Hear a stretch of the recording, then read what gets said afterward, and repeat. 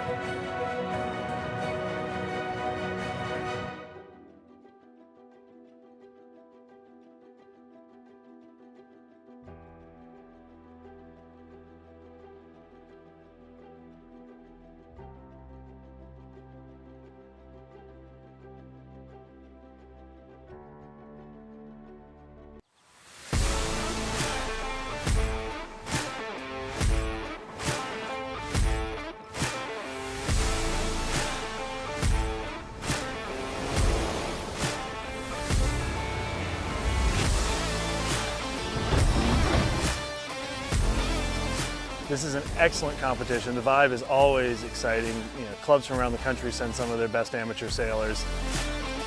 It's continually gotten better as word's gotten more and more out. And of course, the New York Yacht Club and the crew here at Harbor Court always put on the best event. We're pumped, we're ready, and let's go sailing. We're looking to win.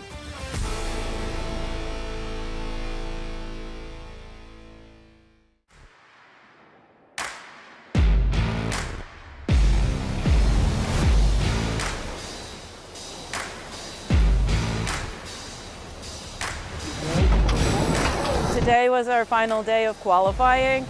We started our races in the RS21, which we knew we had a little advantage on, and so we started out with a good series. We switched over to the Sonars. We made some adjustments from our tactics yesterday, and we were excited to know when we crossed the finish line in the final race, we'd made the Gold Fleet.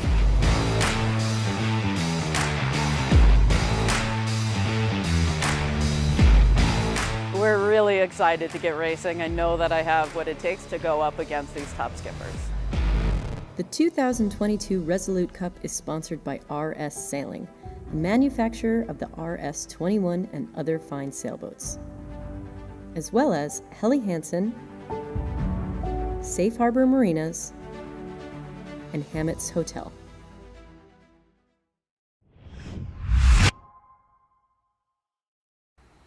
Good morning and welcome to the 2022 Resolute Cup. My name is Francis George. I'm joined here in the studio by Andy Green, and we have Katie Nastro on the water bringing you updates live from the race course. Today teams are going to be fighting it out for the 2022 Resolute Cup title and a chance to compete in the Rolex New York Yacht Club Invitational Cup. Stage 2 of the Corinthian Championship for U.S. Yacht Clubs begins today, and we're in sequence for race 1 for the Gold Fleet. Let's go to Katie for some on-the-water perspective. Katie, how's everything going out there? Hey Francis, I mean, what gets better than a 63-degree day, September in Newport? I mean, nothing better. It's a beautiful, beautiful sea state out here, not too choppy. We've got a 7 to 10 northwesterly breeze. You know, once we got out here, it was pretty puffy towards Goat Island, but in the last 5 minutes, I would say that the breeze has dropped down to about 7, and that's going to be the trend for the rest of the day. So it's going to get lighter and lighter as the day goes on. Thank you, Katie. Well, 63 degrees sounds like a tiny bit chilly to be the perfect Newport day, but as you saw in the intro there, we had some super conditions yesterday as the team shook out into the Gold and Silver Fleet, and now the Gold Fleet up first in the RS-21s. And while we go through the countdown, maybe Francis, you can talk us through the teams that we're going to see. Yeah, so the teams in the Gold Fleet are going to be in the RS-21s for the entire time, unlike the unique race format of the qualifying series in which they switched. At the top of the qualifying series, yacht clubs like Eastern Yacht Club, Storm Trestle Club, and Corinthian Club are now going to be committing to the RS-21s for the entirety of the championship series. These boats sail more like dinghies than the Sonar, and they can set them up on the line more like a dinghy than the Sonar. They accelerate quickly. Andy, have you had any experience sailing the RS21s? Could you tell us what you expect to see on the start here? I haven't raced the RS21s, but I have I watched a very fascinating video about setting the boats up, and I went out yesterday and the day before to watch the racing out on the water. I think the most important thing with the RS21s is that in contrast to the Sonars, they're much more sporty, they are very tricky to tune, they require a lot of careful consideration with particularly weight fore and aft, very sensitive to the backstay, and also trimming with the jib halyard is also a critical element to making the boats go fast. Yeah, I was talking.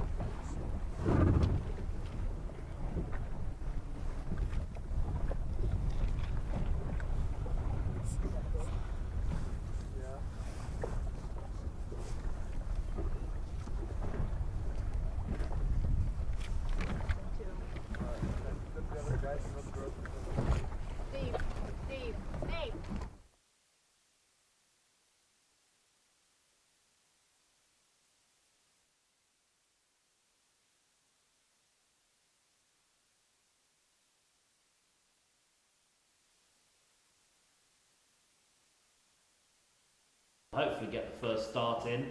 All the numbers now, the points, are back to 0. So the Gold Fleet, Corinthian Yacht Club, San Diego Yacht Club, the West Coast, and Newport Harbor Yacht Club, also a West Coast, Austin, Texas, Austin Yacht Club, Storm Trysail, Lakewood Yacht Club, Seattle Yacht Club, St. Francis, Shelter Island, Larchmont, San Francisco Yacht Club, and Eastern Yacht Club. Some real names to conjure with there. Eastern Yacht Club had a great qualifying series, so expect them. Here we go, down to the water, straight off, and we got about 1 minute to the start. Let's just nip out to Katie just for a quick update. Conditions like out on the water, Katie.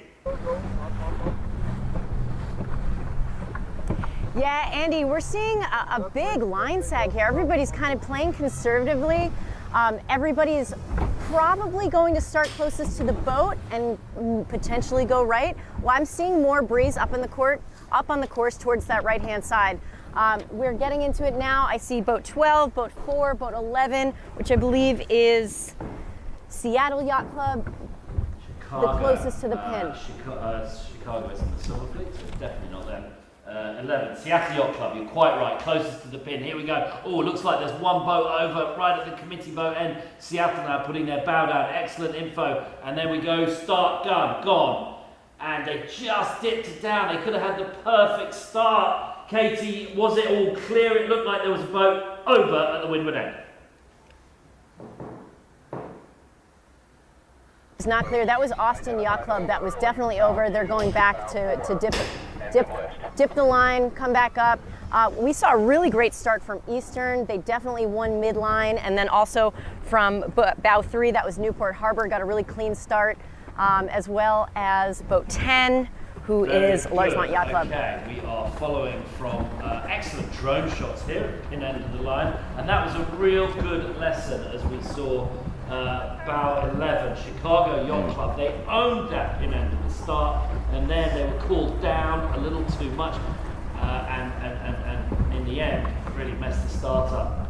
Go, Francis. Yeah, we've got boat 3, Newport Harbor Yacht Club here today. Just really punched out on the fleet. First time team for this regatta, very young team, but the Newport Harbor Yacht Club had every Resolute Cup's inception in 2010, and here we have boat 3 tacking over, Newport Harbor committing to go to the right side of the course, while boat 11, Seattle Yacht Club, continues on out to the left. Looks like they might be going for attack here. Yeah, if you guys... Yeah, put pin and boat there, as you say, the Chicago Yacht Club, but they just fell out of the breeze a little bit, and well, I'm interested now as they get towards the leeward gate, so they are just going upwind to the top mark. We're going to go back to Katie. Just give us an update on weather and the tide as we look at the pictures here, Katie.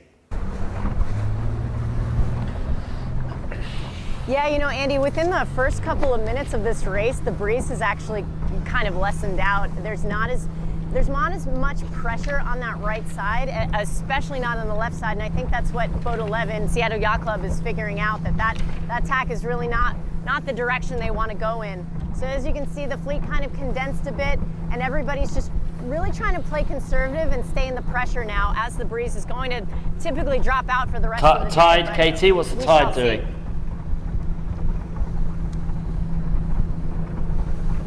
Tide, inbound tide, is that right? They're going upwind with the tide, on board with Lakewood. Go ahead, Katie.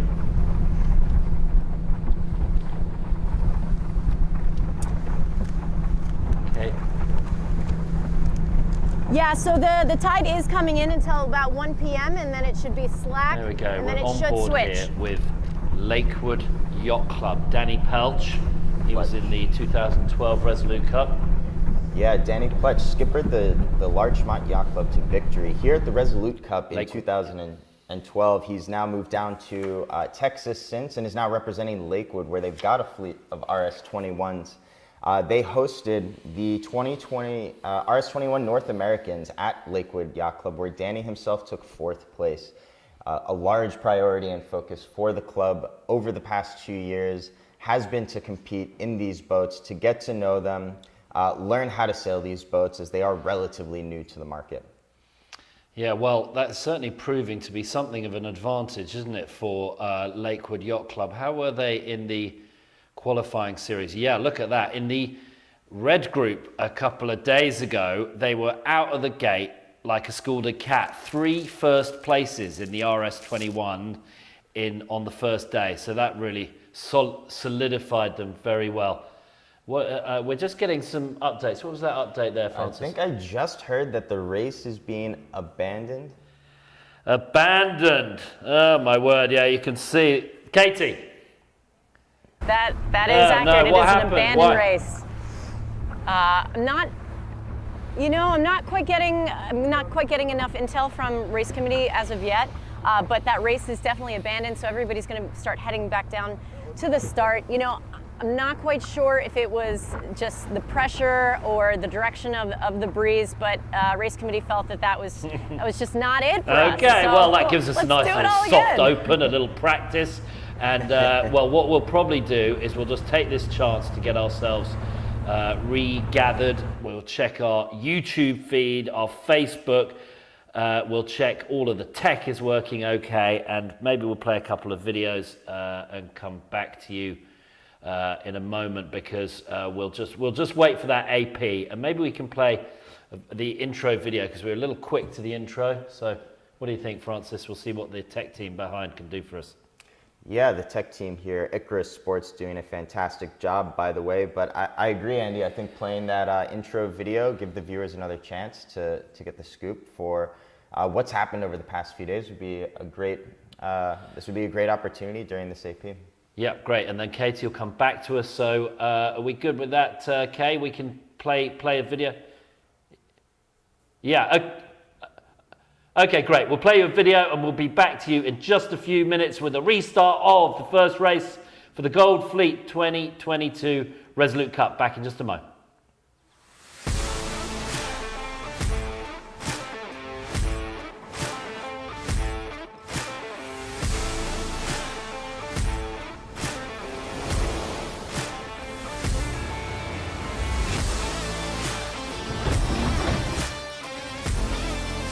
This is an excellent competition. The vibe is always exciting.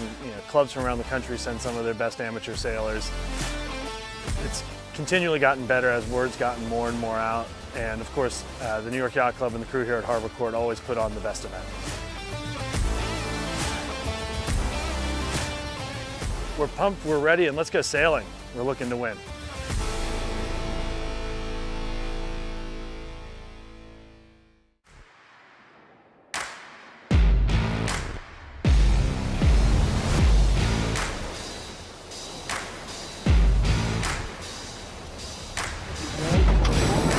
Today was our final day of qualifying.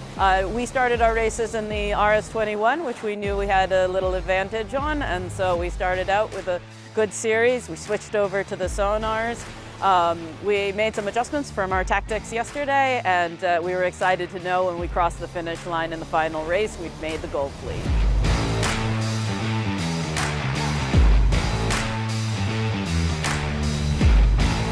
We're really excited to get racing. I know that I have what it takes to go up against these top skippers. The 2022 Resolute Cup is sponsored by RS Sailing, the manufacturer of the RS-21 and other fine sailboats, as well as Helly Hansen, Safe Harbor Marinas, and Hammett's Hotel.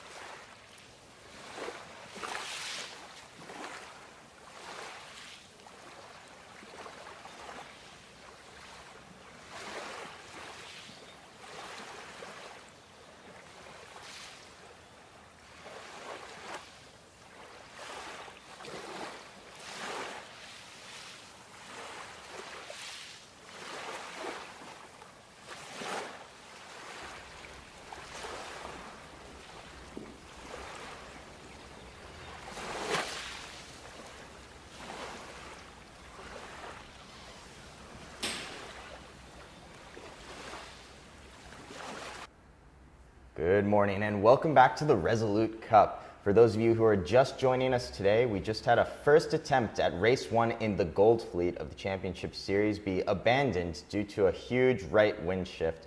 We're now going to be joining Katie Nastro on the water for live updates. With me is Andy Green in the studio. And the winner of this regatta is going to get their chance to compete in the 2023 Rolex New York Yacht Club Invitational Cup. So this championship series has gone back to 0 with the score after a 2-day hard-fought qualifying series.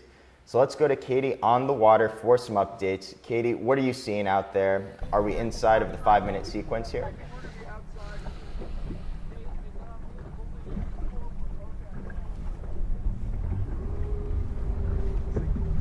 Katie, a little busy perhaps. Yeah. We got Katie. Katie, just jump in when you can hear us, give us an update on what's going on. We're on board right now with Lakewood Yacht Club. Danny Pletch, Resolute Cup winner with Larchmont Yacht Club in 2012, as you said in the intro. And he's a 2-time All-American, so Danny knows what he's up to with his crew, Casey Lambert. And they were 5th in the 2021 RS21 North Americans, and that really is going to be a crucial element here because these boats are quite tricky to sail. So we'll see the boats, the teams that have got previous experience in the RS21. Katie, just jump in anytime you want to give us an update of what the breeze is doing. Northwesterly breeze, it looks like. Katie's, yeah, Go, Katie. Yeah, hey, Andy's. Yeah, hey, I'm back. So that last race we thought was going to be the first race of the day that became abandoned. Race committee felt that there was a big enough shift that it just would not have been fair. So right now they reset the course. It does look like it did go a little bit to the left. Breeze picked up a little bit, so now we're seeing a 7 to 9 maybe breeze, pressure conditions wise. Everybody's looking like they're probably going to start closer to the boat. That's what we saw last time. So interested to see if they yeah, we got the live pictures from down on the water. No flags yet. So race committee just getting themselves organised. We've got the new mark bots. The pin end, that green mark, you can see left hand side of the screen as we go back with Newport Harbour Yacht Club. And those mark bots are very good in this world of the great resignation. We just get bots to do these jobs now, no volunteers. Yeah, wrangling. They don't talk back, right? I put it where you wanted me to put it. And they don't get the they don't get their streaming lines on around the prop of the pin boat either. It's one of those weird things because at the end of the day, they send all the mark bots home, and they all go home in a sort of fleet, and it's rather like the aliens have taken over the world as they all go back to the dock and then dock themselves. It's really quite the weirdest thing. Yeah, you know, I actually have not had the pleasure of seeing a MarkBot flotilla return to the dock yet, but I've heard that they can be quite good. Everything electronics based, of course, with its little quirks. On board with Newport Harbor Yacht Club here. For any of those viewers out there just joining the regatta coverage now, make sure you cheer on your favorite team on Facebook. You can drop some comments into the comments on YouTube. We know that the teams love to check the feeds in between races or after the races. It's really great for the morale, and they would love to hear from you guys. There you go. Yes, we've got all sorts of ways to watch. You can follow on Instagram, you can follow on Facebook, you can follow on YouTube, and conditions are similar to yesterday. Here we go. Looks like these are live pictures. We're in sequence here. Katie, down on the water, tell us what's the latest. Looks like they're lining up for the start. Yes, we're under a minute now, or just getting to a minute. Boats are lining up. You know, it's funny, the race we thought was going to be the first race, we had a pileup at the boat, and we even had one boat over early, but I don't think that that's the case this time. I think people are going to be a little bit more conservative and are going to play it safe to start the day out. Great, We 20 are at seconds 20 to go seconds, to I the just start. got word. We've got, we'll just zoom in a little and see, and in fact we can also go to the tracker. Yeah, it looks like we have San Francisco Yacht Club, Lakewood Yacht Club, both favoring the pin end, with St. Francis and Storm Trisel on the committee side of the line. There we go, there's There the you gun. go. What a super start. Look at that, everyone getting their act right together. Very tight at the pin end right there. Yeah, Lakewood Yacht Club just making it above the pin, getting their bow out. If they can hold their lane, that's not a bad start. The last thing they would want is to get squashed by the fleet and fall behind here. They're also got Seattle Yacht Club. It looks like boat number 11 right on top of them. Their real competition right now. If they can't keep their bow out, they're just going to fall behind Seattle Yacht Club there. Yeah, and we saw there's bow number 6 at the pin. That's the Lakewood Yacht Club. Lakewood boat Yacht number Club. 6 here. But they just out of the line, they just got a little overpowered. The boat started tipping over a little too much, and those are the things you don't want to happen in these RS21s, because you don't go a lot faster, you just go slightly sideways as St. Francis Yacht Club tack. They're tacking off to get their clear air. It looks like they weren't able to hold their lane. The rest of the fleet, at the moment, committing to the left side of the course. You can see St. Francis Yacht Club here getting settled in from their onboard cam. So important on these RS21s to keep your weight. On board with Austin. Austin Yacht Club. Yeah. Yeah, so important on these boats to keep your weight in the proper position. They are like dinghies. Very, very sensitive to where you place your weight.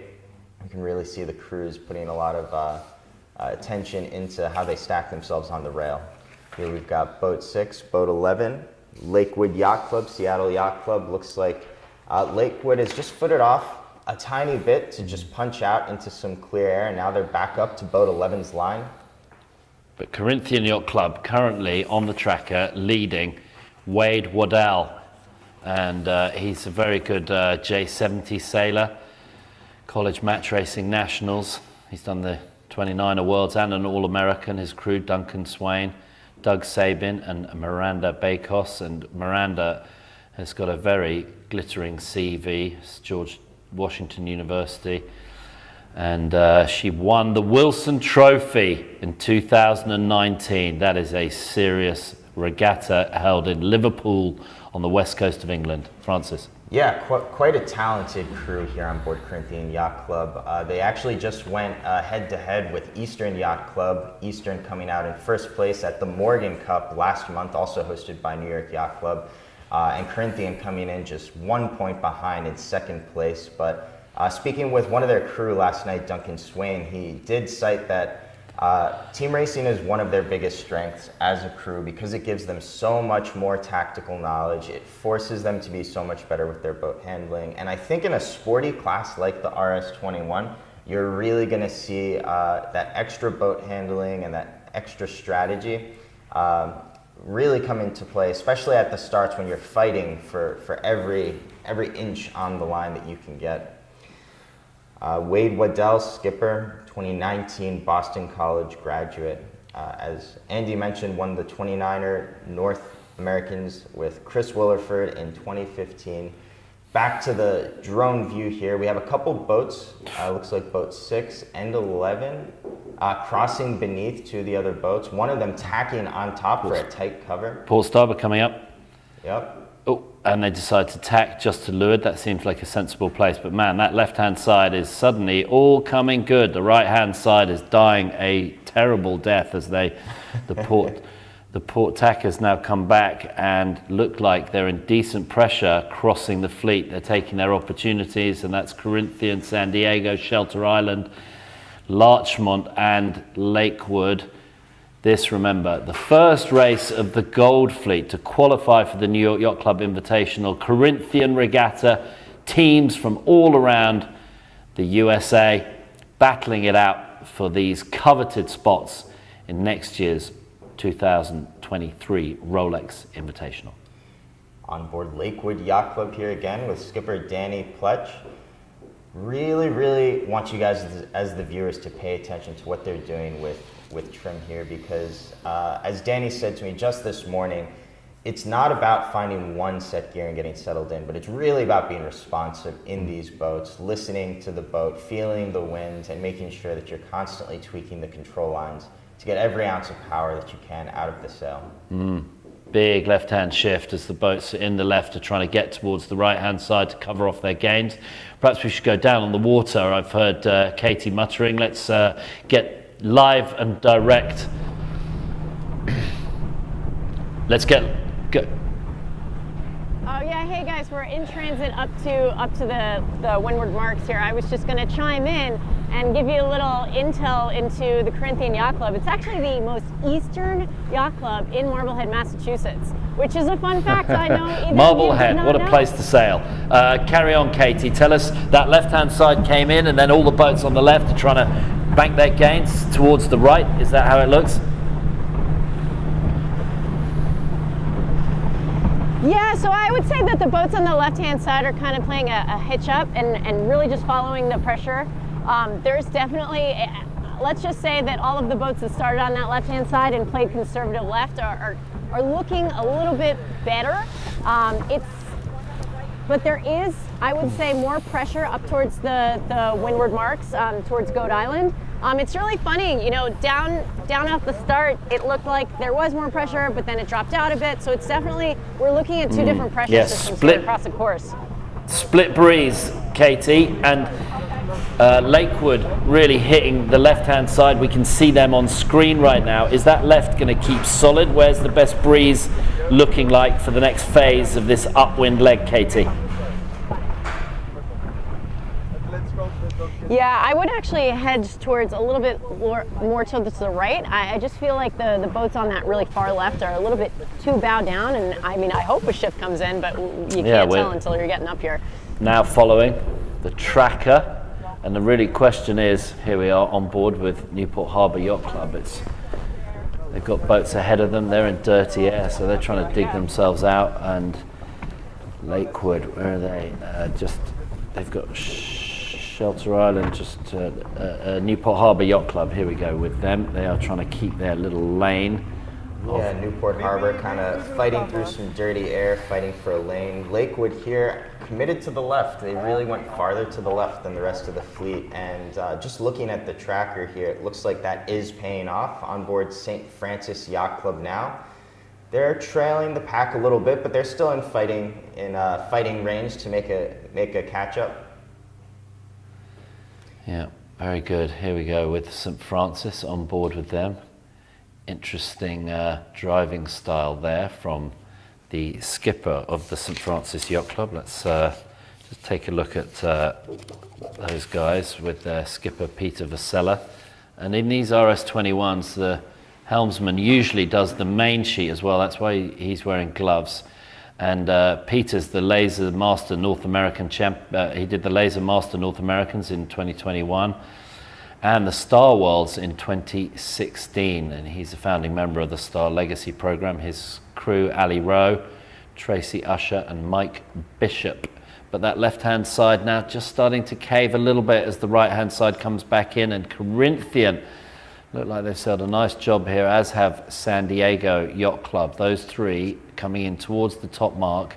Lakewood have no further left really in the beat. They're sort of towards the left-hand ley line, but looks like they've nudged ahead of the majority of the boats here. So Lakewood's left-hand boundary looks like a good place for them to have been. Here we go as they tack onto port, and they're just crossing. Yeah, it looks like they made some gains there on the left, just kind of rejoining the fleet in the top three here. Second place according to the tracker, and in third place San Diego Yacht Club, even though the regatta was canceled in 2020. Tyler Sinks, skipper of San Diego in 2018, won the regatta and is now technically the defending champion, even though these are different boats than they used in 2018. RS-21's new to the Resolute Cup this year. As we approach the weather mark, we're going to toss it back to Katie, who is our on-the-water commentary. Katie, what do you see out there? What does this rounding look like? Yeah, I mean, it's not going to be a super tight rounding, but we are seeing Corinthian, keeping their first place placement as of yet, as well as San Diego is going to come out right behind them, and then it does look like that our friends from Lakewood Yacht Club are going to be coming into third. Boat 10, Larchmont Yacht Club, is taking a couple of sterns here, as well as boat 11, Seattle Yacht Club. So it is going to look a little bit tight. We have boat 8 coming in. Yeah, that is not looking good. They're definitely going to have to take the stern on boat 8. So that's Storm Trysail. So yes, Seattle is really just sticking it in there. But yeah, they have a clean lane, and they are starting to head downwind, staying a little bit high. San Diego is looking like they're going to hedge their bets out towards that left side of the course looking downwind, as well as, everybody looks to be jibing. That right-hand shift on the upwind looks like the place to have been, and that's why all the boats are jibing now. Corinthian leading over San Diego, then Larchmont, and off they go down towards the bottom mark. It's twice around, there's a gate at the bottom. And as we said, crucial, these boats, very finicky, real performance gains to be made with good boat handling. Thanks so much for the updates, Katie. And we will also get you to keep a very close eye on the umpires. Katie, just tell us, were there any penalty turns after that, those top mark shenanigans? I am not seeing any penalty turns after those top mark shenanigans. But yeah, I mean, even though it's a Corinthian regatta, and I really think that the spirit of the Corinthian, ethos is just to do your turns, keep that spirit, be a great competitor, and be respectful. And if you do muck up, do what you have to do. Lovely drone shots there. Thank you, Katie.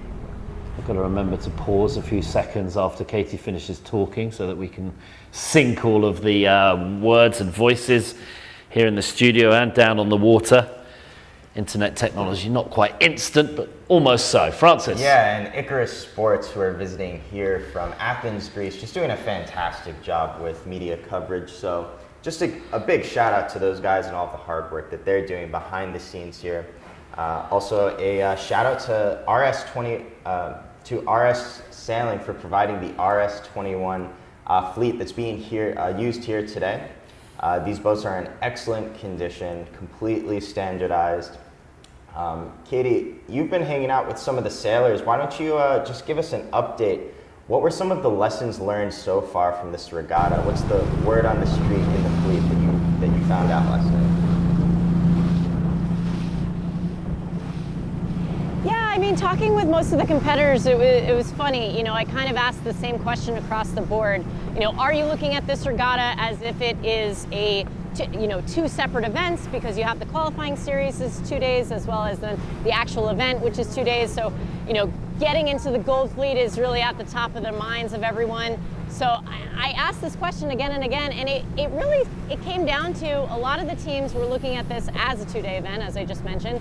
And then there was a few teams like St. Francis Yacht Club that was looking at it one race at a time. Austin Yacht Club, they were just thrilled to be able to make it into Gold Fleet. So they're just looking at it as, hey, okay, we're doing this one step at a time. Now we're here. We're just gonna not do anything crazy, be a little conservative, and just, be thankful to be competing amongst these really talented Corinthian sailors. So I think across the board, for the more veteran crews like San Diego Yacht Club, Newport Harbor Yacht Club, they're looking at this regatta as, okay, let's go. This is go time. Whereas other teams are just taking it one race at a time. Very good. Boats starting to jibe away now, Katie. Talk to us about that. Yeah, I think these teams are seeing a little bit more pressure on the left side of the course as you're looking upwind. It's funny, with the RS boats compared to the Sonars, they do have to sail a bit higher angles. So I think that's what we're seeing a great example of here. I can't quite get eyes on who is punched out on front.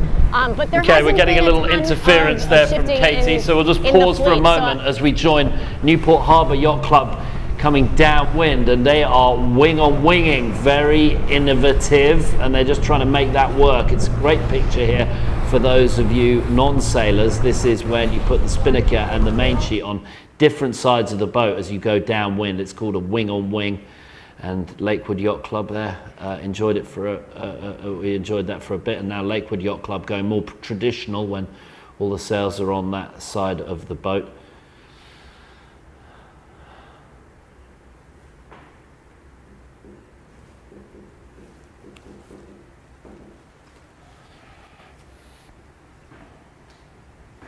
Fast rule to go wing on wing when it is in lighter air, and he said that it's really a toss-up. People are just trying to figure out what works here. Figuring out what works and trying to get yourself to the front of the fleet, and maybe we can go to the track just to give us an overall idea of where we're at on the track as we come in towards the bottom mark.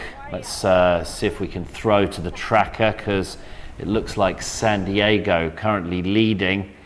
Remember, track.com, trac.com, to give you a little extra data as we watch this fantastic racing. There we go, thanks very much for that. San Diego Yacht Club have had an excellent downwind, and I think they're going to cross over those two boats, Lakewood and Corinthian. So I think we may see a lead change here as San Diego come in towards the bottom mark. They look very nice indeed. But okay, and Katie, as you're looking upwind, which side of the race course? It looks like it's skewed a little bit towards the right-hand side now. Tell us which mark of those two the boats are fighting for. Yeah, it does appear that looking upwind, majority of the competitors are going to go towards that right-hand mark looking upwind, so that would be the left-hand mark if you're looking downwind. I've got eyes on San Diego Yacht Club, and they are definitely going for that left-hand turn. They'll be jibing momentarily and starting to head back upwind. So yeah, we did see a lead change.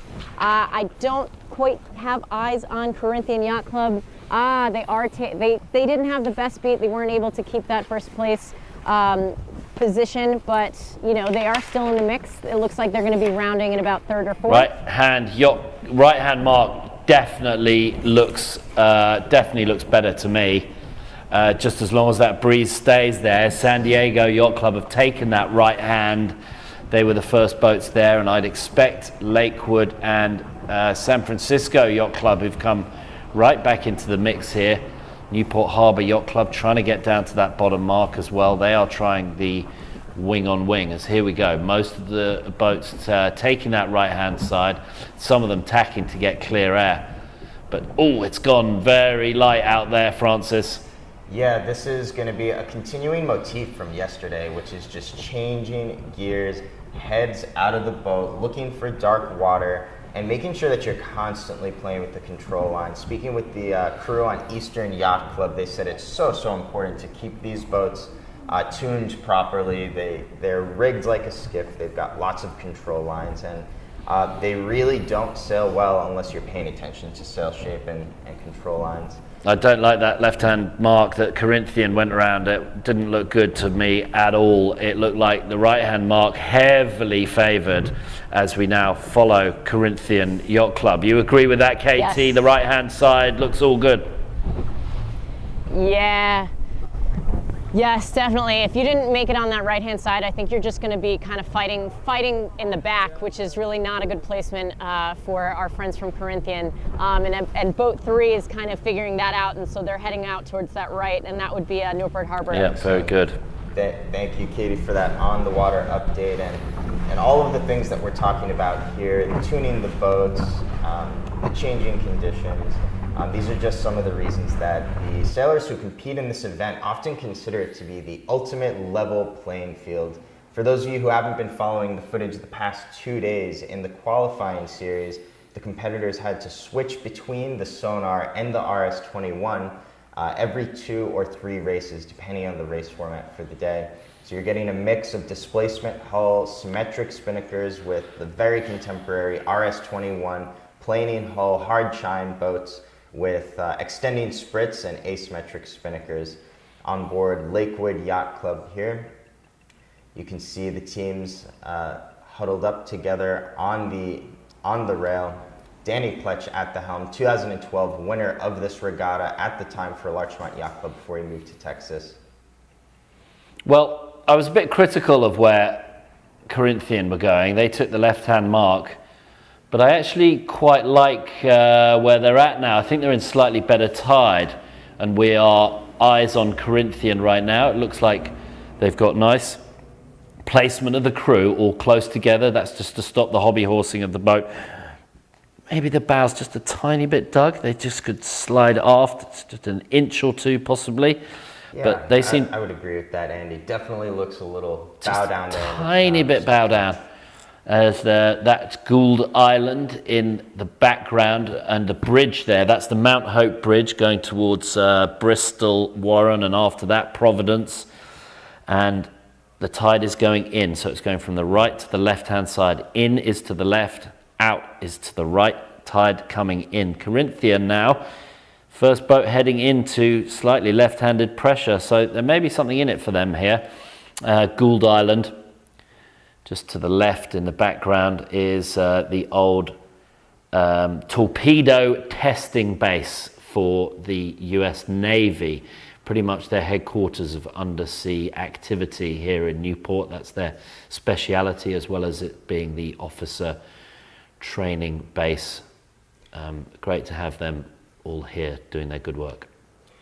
Yeah, and as the teams make their way up to the weather mark, they're about halfway up. If you're looking on the tracker, which you can see in the comments section on YouTube or Facebook, so feel free to pull that up while you're watching.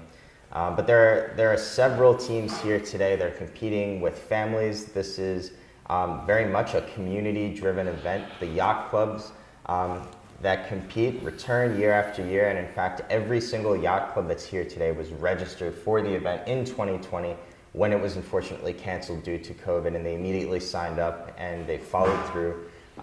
They're from 23 yacht clubs from over 11 different states have made it here today, even with some of the ripple effects of the pandemic still being felt. And they're new sailors. They pass the baton along to younger sailors. They're not just here to win as individuals. They're here to represent their club. They are invested in the youth at their club. You can see that with Newport Harbor Yacht Club, one of our onboard cameras today.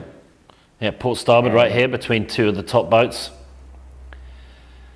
It looks like Lakewood just crossing from Lakewood, I think just ducking underneath, it looked like to me.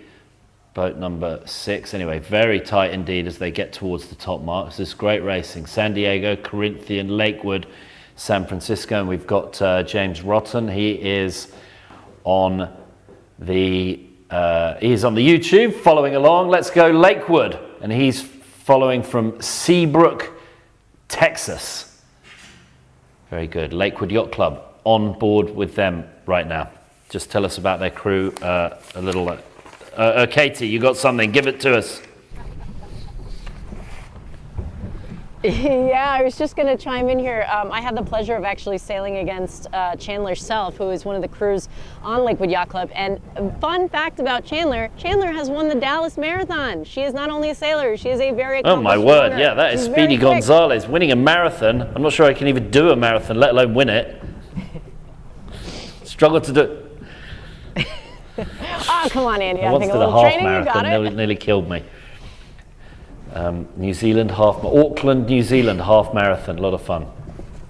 Aaron 43 or something. Wasn't too bad. A little older now. Yeah, I have never even touched a marathon, but I did my first triathlon sprint this summer. Oh, very good. Well, we're all showing off right now. Hello. Yeah. Here we go. Back to the feed. We've got our drone shot here, beautifully positioned over our fleet leader, boat number 2, San Diego, skippered by Tyler Sinks, the defending champion from 2018 in the Resolute Cup. Looking like they're getting a good start here in the championship series for Gold Fleet to defend his title. Good old Tyler Sinks. He's a familiar name, and from the commentary booth here. I'm not sure now's the moment for me to relive the moment where he got done at the Windward Mark. When was that? A few years ago. Oh, he was going to win, right? Was it the Invitational or was it the Resolute? It was the Invitational, wasn't it? Last year. Got wrecked.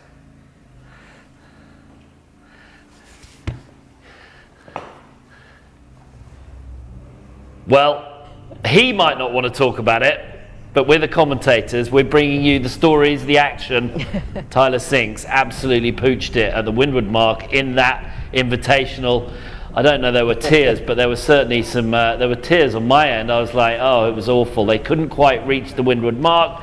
They got past, they fouled, and they lost their win for the invitational. So we will mention it again because we will have other viewers, but I wish them the best of luck. Tyler Sinks, an extremely, extremely good sailor. And if you're online watching this and you're a supporter of Tyler Sinks, you can flame us every time we bring it up. Maybe we can get the TV team to just get us a clip of it so that we can make it real mean for them as well. On board with Newport Harbour Yacht Club, just to leeward of them, is Storm Trysail, I think that is, as they... No, actually, Andy, that's okay. That's yes, you're well, there we go. At the top mark here. Very good. Thanks, Katie. All the updates, all well and good. This is a wonderful way to spend our Friday watching great sailboat racing outside, inside the harbour here, Newport, Rhode Island. First boat around San Diego, then second boat round is Corinthian. Our eyes are on them right now. They got a handy lead against the other boats coming up, and we can see Seattle, Lakewood, St. Francis just starting to come into shot. The runners and riders, San Diego, Tyler Sinks, Corinthian Yacht Club, Lakewood Yacht Club, St. Francis. It's a real tour de force around fancy American yacht clubs with great sailors, and on board now with Lakewood, currently in third. They are tacking on to starboard, coming towards that top mark. See how they go round. Keeping an eye on everybody. There's the tactician just looking around, making sure all is well and good. Yeah, in talking with Danny and their crew, one of the things that they said they do really well, in particular at this regatta, is keeping their heads out of the boat. Coming back to our feed here, though, we have boat number 8, Storm Trysail Club, coming around the top mark with Seattle Yacht Club hot on their heels. Boat 7, Shelter Island Yacht Club, two-time Olympian Amanda Clark at the helm of that boat. Coming around the bend, boat 5. She's done a bit of sailing, Amanda Clark. There's a American Olympic name to conjure with.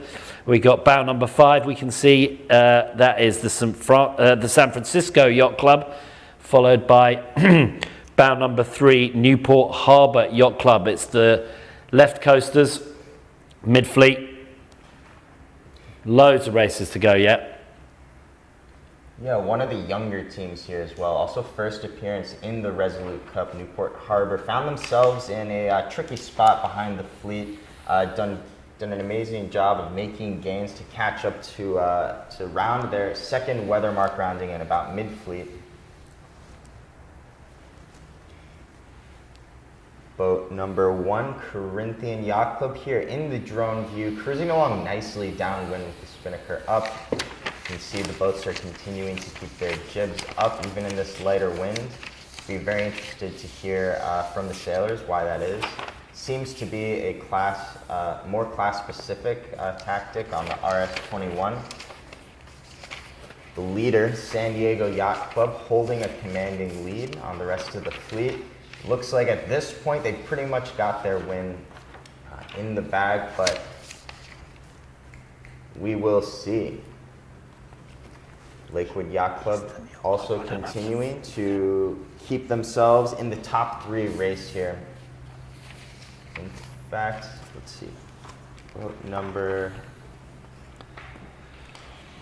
looks like boat number 1, Corinthian Yacht Club here in our feed, followed by Lakewood Yacht Club, boat number 6. Beautiful jibe there on boat number 1. Eastern Yacht Club got a very good history in both the Invitational and the Resolute Cup. They usually do very well, and they qualified well for this event too. Not doing so well today. Oh, here we are on board with Lakewood Yacht Club. Look at that. They're going wing on wing. Is that going to work for them? Down towards the finishing line. We're just going to zoom in on the tracker. And yeah, I think most of the boats, or certainly the top 3 boats, have gone wing on wing now. San Diego over Corinthian over Lakewood. We've got St. Francis, San Francisco, Storm Trysail, Newport, Seattle, Larchmont, Eastern, and Austin.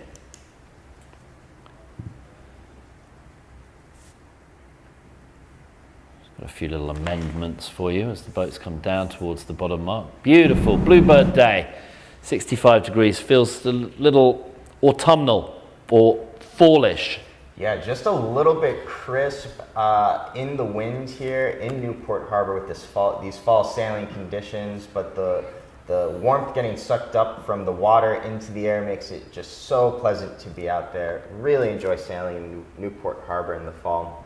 And you can see the competitors out there throughout the day likely will be shedding some layers as the sun gets higher in the sky and they continue to work up some body heat. We have a jibe here with one of the boats. Looks like it's nice and clean.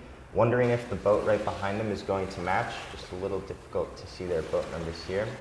Back to the tracker, you can see that Corinthian Yacht Club, it looks like there's probably just a little bit of a tracker malfunction here. Well, no, they're just updating the data. That's no problem. Looks like San Diego still leading. Down in towards the finish, San Diego, Corinthian, Lakewood. But sometimes when they try and do the wing on wing, it's very easy for the boats to slow down. There we go. Look at that great drone picture from on high of the wing on wing. And desperately trying to ease a bit of vang there perhaps as well, just to give the mainsail a bit of breathing room. But that's lovely, straight down the rig.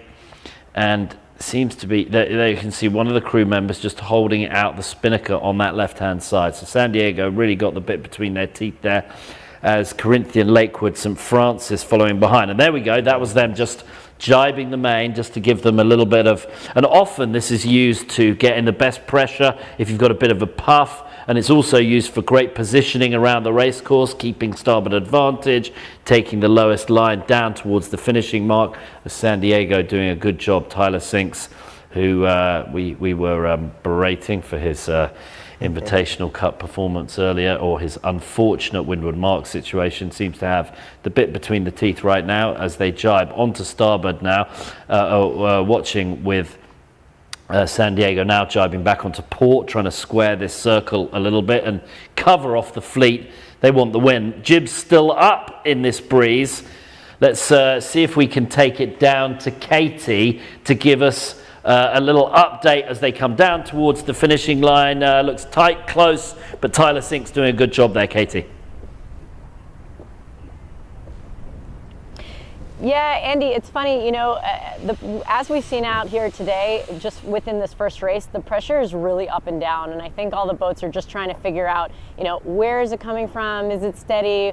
Where are the puffs, barreling in from? And as you can see, it's definitely the breeze pressure-wise has gone up and down, up and down. And now they're kind of in that up phase, and they're sailing higher angles to just stay in that pressure. But it is getting a little tight, and San Diego is trying to cover. Corinthian is kind of nipping at their heels. And yeah, it's going to be a little bit of a tight one, I think. Brilliant drone shots. Thanks for the update, Katie. Brilliant drone shots there as we got in with all three of those top boats. San Diego, Lakewood and St. Francis all jibing now towards the finishing line. Tyler Sinks just trying to shepherd them all out to that left-hand side of the race course, just to not give any leverage for the other boats to be able to find a little bit of breeze or to get a starboard advantage. But the race now for second between St. Francis and Lakewood as they come down. Yeah, it looks like they've all jibed onto similar lines on lay for the finish. So it's really going to come down to a boat speed race here, just a drag race to the finish. And here's when you can really see all the gains, the tenths of a boat length, the quarters of a boat length that they got throughout the race during their maneuvers, from little things like rolling the boat together, as you saw from some of our drone shots. And you see here on Lakewood Yacht Club, everybody is positioned strategically. Everybody's sitting with purpose in some place, being responsive as the wind goes up and down. And these are the things that are really going to determine whether or not you take second or first or third place, especially in this drag race to the finish here.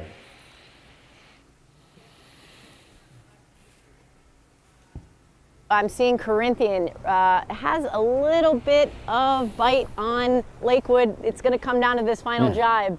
Very close here. Talk us through it, Katie. Keep going. Yeah, so it actually is looking like Danny is just going to edge them out. It's that pole that has made it over the line before Corinthian. I believe that Lakewood got that.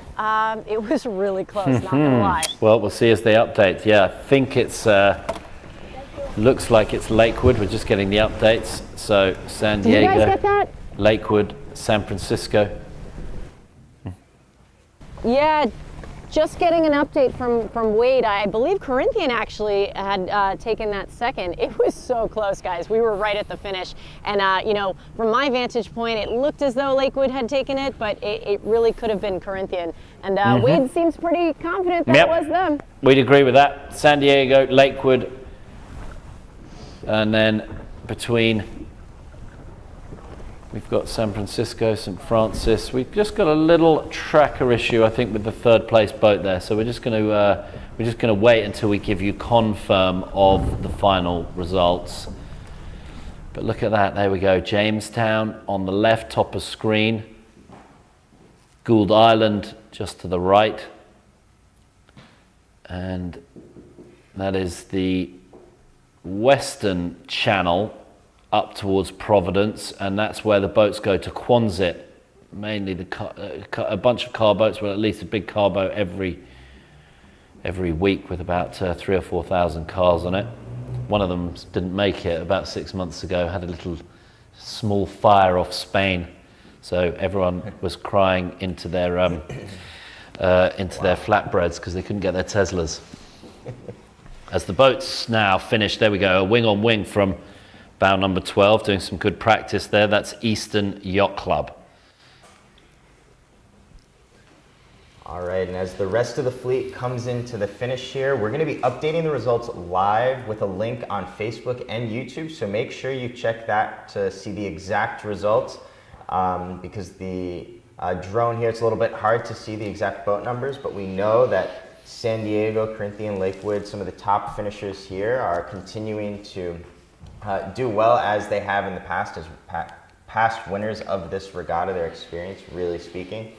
So with race one done, Andy, how's it feel to have kicked off the first race of the championship series of the Resolute Cup? Oh, it's so nice to be here. It's so lovely to be in the hospitality of the New York Yacht Club. The cappuccinos are tip-top. The boats have been prepped, as is always the tradition with the New York Yacht Club, with these RS21s and the Sonars, and then we upgrade for next year into the IC37s. But we've got racing conditions, we've got 12 boats in the Gold Fleet. We will give you small updates on the Silver Fleet as we go through the day, but race one in the bag, lovely conditions, great sailing.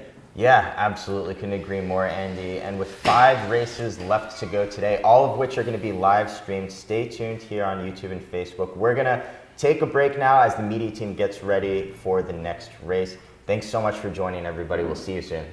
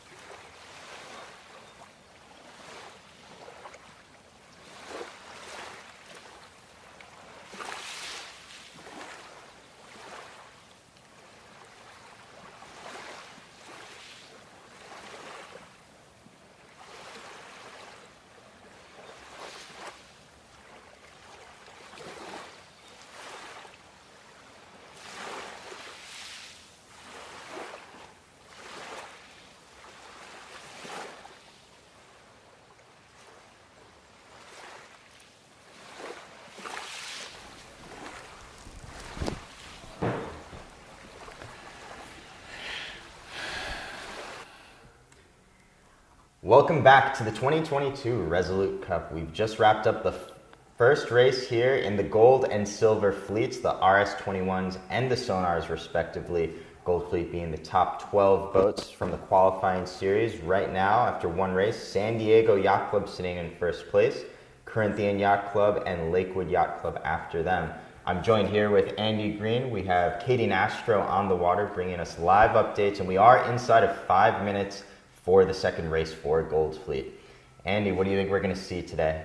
Well, we've got pretty shifting conditions. We've got an inbound tide and we've got a northerly, northwesterly wind. So it's sort of coming off Jamestown.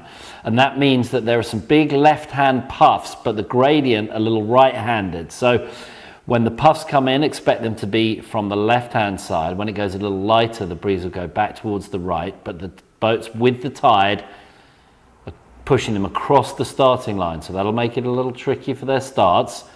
But fraction better tide, possibly on the left-hand side of the race course. And we had good results. Just run us through the results from that previous race as we get into this top one, and then we'll throw it down to Katie.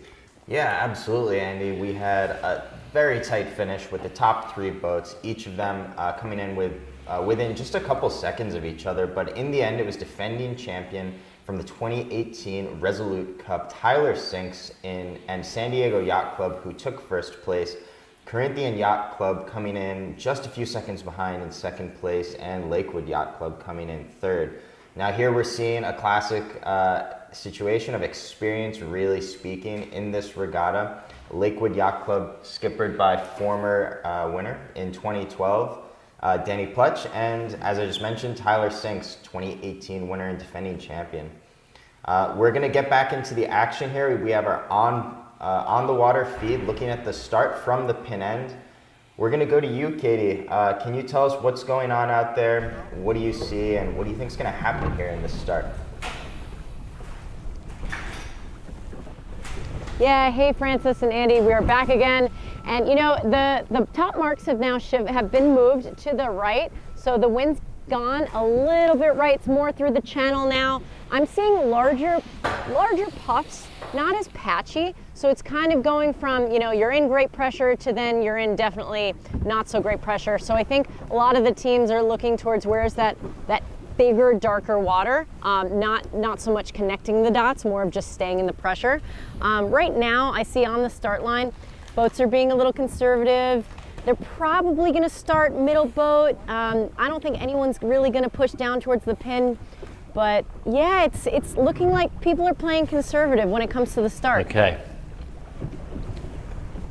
Okay, thank you. On board with Lakewood, and we were with San Diego as they get themselves all set up for this race. And it is race number 2 of the Gold Fleet. Sorry, Andy, on board Lakewood Yacht Club with a close last-minute tack underneath another boat there. Looks like them and the rest of the boats getting set up for their final approach to the line. Most of the boats, as Katie predicted, are coming in about middle of the line. There isn't a huge pileup at the committee end.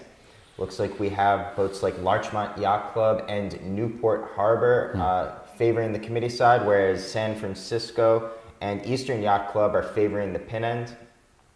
Early. They're all a bit early. That's the big problem here. They're trying to slow down, but then they've got to make the final approach and they've got to make it stick. If you're the boat to win, here we go. There's the gun and there's the start. Look like the boats at the pin in pretty good shape. Bow number 12, Eastern Yacht Club, did not do well. That was a second row start, so they had to tack, and they are underneath the entire fleet. The rest of the boats, Seattle Yacht Club, 11 at the pin. And boat number 5, Storm Tricycle Club. Both of those boats starting at the pin, not OCS, and now they have clear air. They seem to be holding their lanes. It's really going to depend on what happens with the rest of the fleet here and the wind shift. If they want to get over to the right side of the course, they don't have that option right now, but they look pretty happy to just keep their boat speed up, stay in the groove. If we go to one of the onboard feeds, we'll probably see a lot of communication and tweaks going on with the control lines here as we have The boat's going through a little bit of a changing conditions throughout the day, and going through a little bit of a choppy sea state. Nothing too crazy, but for these small, light, skiff-like boats, definitely not insignificant here. Beautiful drone shot, just panning across the fleet from left to right. You see the first of the boats starting to tack off to the right. One of the things I really like doing in these sorts of fleet races is to avoid maneuvers in the first few minutes. The more you can get up to speed, the more you can go fast, the better it is. And as long as it's not too shifty, it really gives you an opportunity just to wait until you're sort of a third or halfway up the beat to decide on what your next strategy is. But at the moment, no choices here for Seattle Yacht Club. They can't tack and cross. Just to windward of them is Sam. So wait, we got bow 11. Yeah, that is Seattle. Yacht Club. Yeah. Right, where have we got?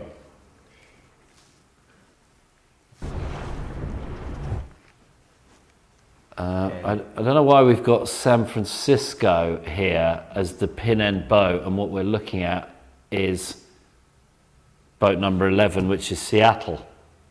We've got a little difference of opinion here because it says number 12 here on the tracker. San Francisco 11 That's there. its place. Seattle Yacht Club. That's its place. This is the leaderboard. I know, but that's the leaderboard. That's not their bow number. This is the leaderboard, not their bow number. Yeah, but this is a mistake because this is San Francisco.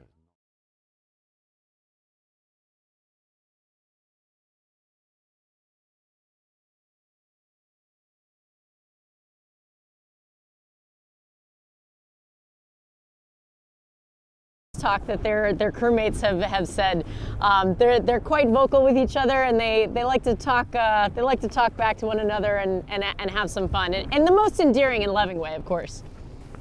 Thanks so much for that context, Katie. And yeah, as you said, that this is a husband and wife skipper tactician combination here on boat number 11 Seattle Yacht Club. We've got 6 other boats being crewed by at least 2 members of the same family, including Storm Trysail Club, which has the Stork brothers, John, Eric, and Ian, all on board. One of the themes of this regatta is really, as I mentioned earlier, and for those of you just tuning in, it really is about representing the club. It's about the community. It's about passing down knowledge, passing down the experience of sending people to do this regatta. And we very much see that Corinthian spirit where people have jobs. They're not professional sailors, but they come out here, they're ready to give it their all, and the level of racing is still just spectacular considering. As an example, the skipper here on Seattle Yacht Club boat number 11 is a software developer for a company called OneHub. But he got hooked on sailing when he was spending 18 months cruising the Caribbean as a kid. You can see them tacking now. And after his first day in Anopti in New Orleans, his hometown, he's been hooked on it ever since. And now here he is sharing it with his wife. And I'm sure his kids when they're older, will get to have a little bit of, join in a little bit on the action. Well, I tell you, if you want to test your marriage, do the Resolute Cup with your wife. Boat number 5, tacking. This is the Stork brothers, Storm Trysail Club. Another family affair here on board Lakewood Yacht Club here with skipper Danny Pletch. These guys opened up this regatta, first 3 races of the qualifying series in the RS with 3 bullets on the scoreboard. They have a fleet at Lakewood Yacht Club, and they have been definitely showing what time in this boat will do when it comes to the starting line. They've been competing very well. Good job, Lakewood. Danny Pletch driving right there, and there are a lot of supporters from Lakewood. We are on the YouTube right here as well, live. We've got Steve Gormley, Leanne Litton, Chris May, all go Vela. So we can hear Katie Nastro out on the water as we've got some beautiful overhead drone shots. Katie, give it to us live and direct. Yeah, so we're just making our way up the course, so if you can't hear me that well, we're in transit. We're going a little faster than the RSs are at the moment. You know, it's really funny. We started the day, we had a really solid 7 to 10 across the course. But you know, as the boats are making their way in this second race, the breeze has kind of dropped out, and that's sort of the trend that we're going to see throughout the day. So we're really going to have to see who are the teams that can transition, who are the teams that can boat handle their way, you know, fast enough out of situations and keep straight line speed. And you know, that really weighs on the crew. The crew has the job of really making sure that that boat is going fast and positioning themselves within the boat, so all of their kind of their weight is in the appropriate manner to be able to get that boat cooking, as they say. Thank you so much, Katie. Yeah, absolutely. I think we can really see the emphasis out here that's being put on just straight line boat speed. I mean, so often sailors will get wrapped up in head out of the boat tactics, BMG and point, but at the end of the day, it is a race and you have to go fast through the water. And I think that the teams like Lakewood Yacht Club are really showing that they know how to make these boats go fast. For those of you who are new to cheering on friends from your yacht club who are competing here, the Resolute Cup is a qualifying event for the Rolex New York Yacht Club Invitational Cup, and the winner of this year's Gold Fleet is going to get their chance to compete next year. This event was founded in 2010, and since then, no yacht club has won it twice. And with San Diego already in the lead this year, they might be the first yacht club to do that. So this is pretty exciting to see. San Diego with a bullet on the scoreboard for the first race of the Gold Fleet Series. And now in third place as they make their way up the first weather beat.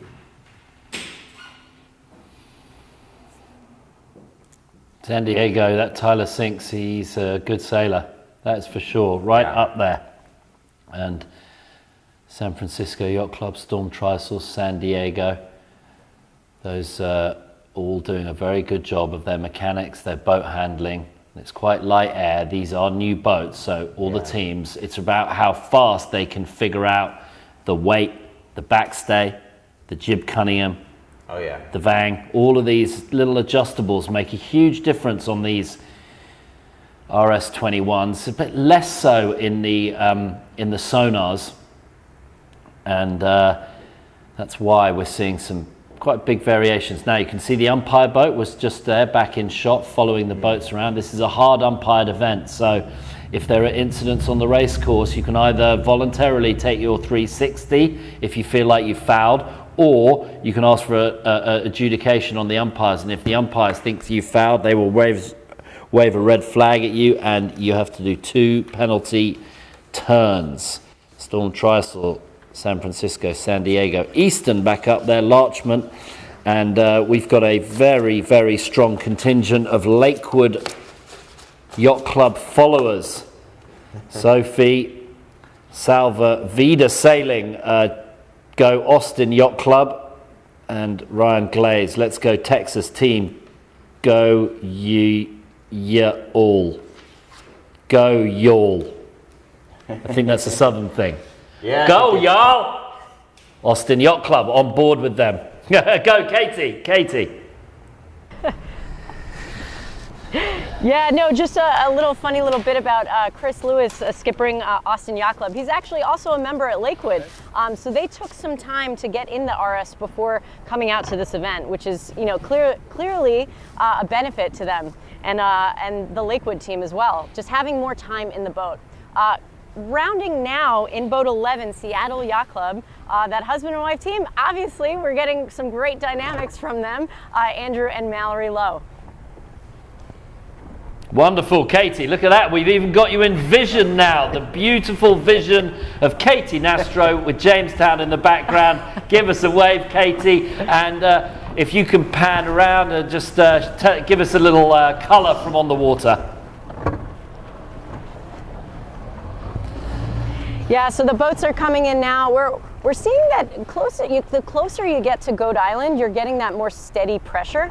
And as you can see, the fleet is condensing quite a bit. So this next downwind leg is going to be pretty imperative to see which boats can kind of stay in that, stay high, keep that pressure going, and then get down to those leeward marks as fast as possible, because that is the name of the game. Very good. Katie, a vision in Helly Henson Grey at the windward mark, and we'll go to the tracker as we see all these boats. Jibe set. Francis? Yeah, it looks like Storm Trysail Club with the Stork Brothers just made a fantastic move on Seattle Yacht Club there. Just getting the inside lane around the rounding and pulling ahead into the lead here. Just excellent display of what a quick hoist and good boat work can do for you. Seattle, though, not giving up the fight, just coming in here, trying to make gains, but they're on the leeward side, so they're likely to just kind of move ahead, and then they're not going to be able to really get much farther than that.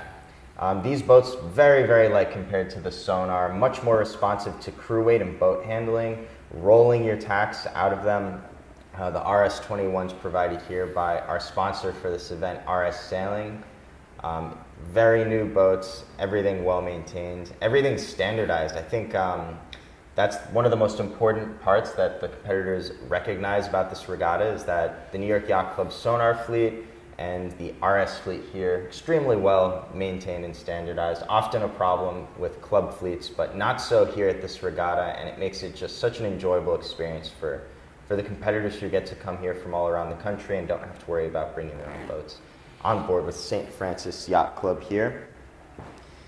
Okay, very good. Now we're coming downwind, and all the boats are actually looking for what they call the cone of tide around the southern end of Gould Island. To the west and to the east, there is more tide against them, so they're battling into the tide. There's be long downwinds, but the cone around Gould Island will give them a little tidal relief.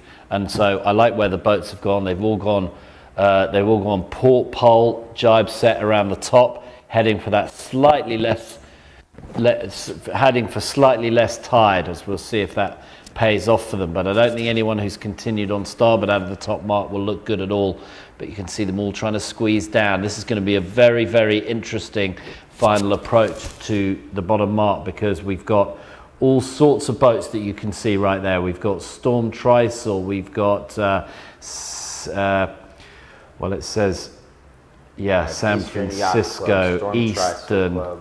Seattle Yacht Club here, all in very close contention with each other. It is right now just a drag race. Everybody's trying to keep their boats fast. I imagine that boat number 5, Storm Trysail Club, would like to get a little bit extended on Seattle to give them the option for the jibe, which I don't know about you, Andy, but I just don't think they'd be able to make the jibe right now. No way. To try. Yeah. No, there's no jibing around the front of that. You'd foul them and you'd have to do turns. That would be no fun at all. They need to just extend, although they are just looking like they're making a little gain there. Fast forwards. Go ahead.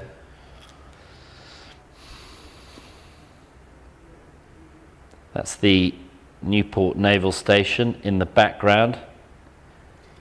Newport Harbour Yacht Club on board with them. Where are they? They are about mid-fleet. Mid-fleet, 8th or so. Yeah. You can see the weight distribution on board. 2 sailors on each side, weight relatively far forward. They're not in a ton of breeze right now, so they're not getting their weight aft to plane off. They want to keep the bow down. They don't want to be dragging their stern. Newport Harbor Yacht Club, new team to this event, doing an excellent job of keeping their crew weight where it should be. Looks like their main could probably breathe just a little bit more. What do you think, Andy?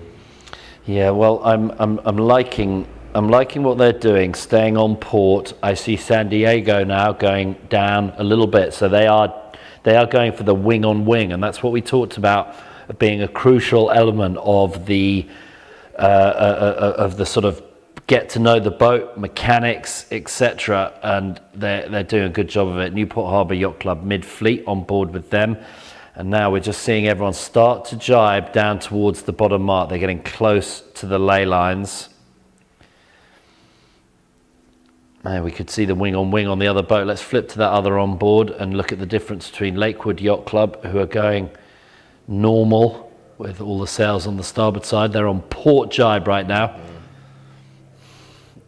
And if we flick over to St. Francis, they're going for a, there we go, beautiful timing there for the flick. They're going to flick the mainsail across and then try and get the spinnaker to draw wing on wing. They still like that jib there when they're doing the wing on wing. I'm not sure.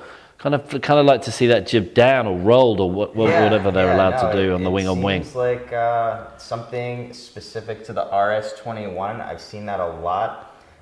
Yesterday it was windy enough earlier in the day. They flew a J flag, which meant that jibs had to stay up, but I can't imagine that they would be doing that today. When we flip over to Katie Nastro, closer to the mark rounding, maybe she can confirm for us. But here you have Boat 5 Storm Tristle Club on their, what might be their final approach to the leeward gate, but it looks from the tracker like they might have to throw in one more jibe, or just do a quick wing on wing down to the mark once they reach the zone. Well, they're getting down towards that bottom mark. So this now seems like a good time. If Katie's bounced her way down, it's not actually that bouncy, probably flat water. But Katie, who we got our peepers on earlier, give us an update. What's going on? Yeah, hi Andy. It really is not that choppy. It is pretty flat water, which is nice. Everybody likes that. We do see, just from my perspective, my vantage point, sitting in between both the leeward gates, I'm anticipating that a lot of these boats are going to try to go around that right-hand gate and then head out towards the left-hand side of the course. The Sonars, who had just been racing previously and still are making their ascent upwind, and they just look lifted on that left side of the course. So I anticipate a lot of the boats, Boat 5 rounding now, Storm Trysail, as well as 11 Seattle Yacht Club and San Diego Yacht Club Boat 2, all kind of coming into this right-hand gate, as well as Boat 12, which is Eastern Yacht Club. They're all kind of one after the next going around that right-hand gate. And it looks as though most of the fleet is heading out towards the right. Okay, Katie, very good. Left. No. Great, yeah. Left, sorry. They're heading to the left, but they're going around the right gate if you're looking up, or if you're looking down. Lakewood Yacht Club getting buried at the leeward mark there. That is not good at all. Let's see if we can get something off the drone just to show the mayhem and the bedlam around that bottom mark. So St. Francis Yacht Club is just trying to squeeze their way around, and a bunch of the boats tacking as they go around, but not nice, dirty air all around the place. So they're trying to avoid that as they get back up towards the final windward mark in this second race. Just sorting out a few little tags on the tracker between Seattle and Newport Harbor Yacht Club. We'll just do a little tweaking of that, but I think at the moment Storm Trysail, San Diego, Eastern, San Francisco Yacht Club, then Corinthian, Shelter Island, Austin, Larchmont, Lakewood, Newport Harbor Yacht Club and Seattle Yacht Club. We got a bunch of Southerners who I guess still early for them. Nick Bailey says, "Go Corinthian." The Attic boys are with you in spirit. I'm going to go with that's an in joke. Common Austin Yacht Club, Dane, very good. And bow number 5, as we see the pictures, just tacking right there. That's Storm Trysail. And now on board with Austin Yacht Club. I hear Austin is quite a lovely city. Yeah, keep Austin weird, right? They support local businesses. Lots of millennials and baby boomers alike moving out to Austin these days, and it looks like we might have a little bit of that type of spread here on the boat in terms of age, as well as gender. Every team in the Resolute Cup for the first year this year had to have at least one male or female on board to make it a multi-gender team, and so for some of those teams, like Chicago Yacht Club, skippered by Bridget Grobel, that led to some last-minute crew changes. But for some of the other teams here, they've had their teams practicing for a little bit longer. Austin Yacht Club, cutting back to the fleet view here from our on-the-water camera, looks like that is Storm Trysail Club, boat number 5, out in the front there. Last we saw them, they had tacked away. Looks like they've tacked back onto starboard and are now leading a small contingent behind them, which according to the results in the tracker here would likely be San Diego Eastern and San Francisco Yacht Club, one of them tacking away and ducking the other 2 boats. Probably going to tack back pretty soon here to get a clean lane and some clear air, because starboard tack is clearly the lifted tack here for the fleet. Beautiful drone shot here. We've got the drone back in the air. We can see boat number 9, St. Francis Yacht Club, skippered by Peter Vasella, Tracy Usher, both master laser sailors who regularly compete against each other in San Francisco in the winter. And we're definitely seeing some of their dinghy skills here today come into play with the RS-21, which is basically just a large dinghy.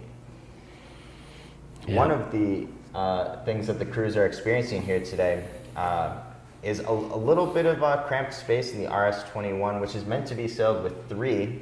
They're bringing their 4-person sonar crews from the qualifying series into the RS-21, and that's led to, when I was talking to the guys at Corinthian and Eastern, they have to be really deliberate about where everybody steps, about where everybody sits, and it's definitely added a new layer, kind of a new element to this specific regatta as it stands with the RS-21. On board Austin Yacht Club here, looks like the breeze might be picking up a little bit. They seem to be a bit more, hiking out a bit more, moving a little faster.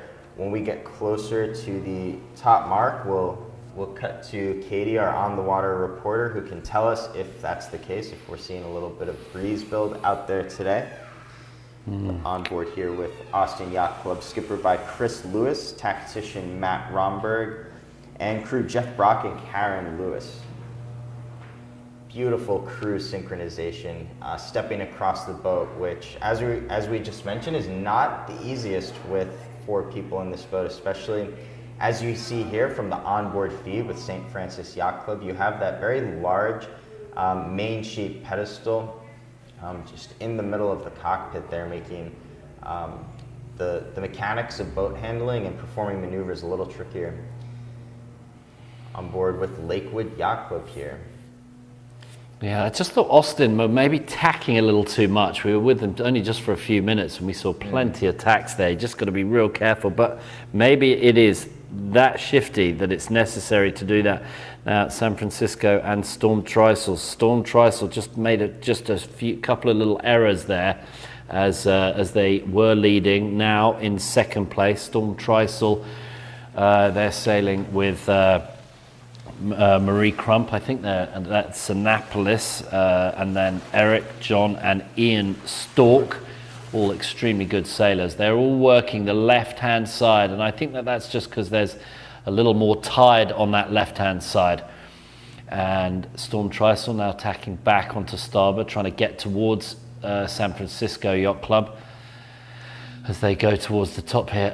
I keep saying San Francisco, boat number 11, but I've got a little conflict here because on the tracker it says San Francisco and on my sheet here it says Seattle Yacht Club, Laura. So, Laura, I think we're going to have to see if we can update. We've got a conflict between the tracker, boat number 11, Seattle, and it seems to be misrepresented because it says San Francisco Yacht Club and here it says Seattle Yacht Club. So we're just going to check that out for you because on the pictures, the boat closest to us is 11, and on our piece of paper that says that's Seattle Yacht Club. So we'll just give you, we're just getting a few of the little tweaks sorted out as the sonars come downwind towards us. But it looks like boat number 11, Seattle, got a great job of that Storm Trysail just slipping a little bit. And for those of you that don't know about the Storm Trysail Yacht Club, it's got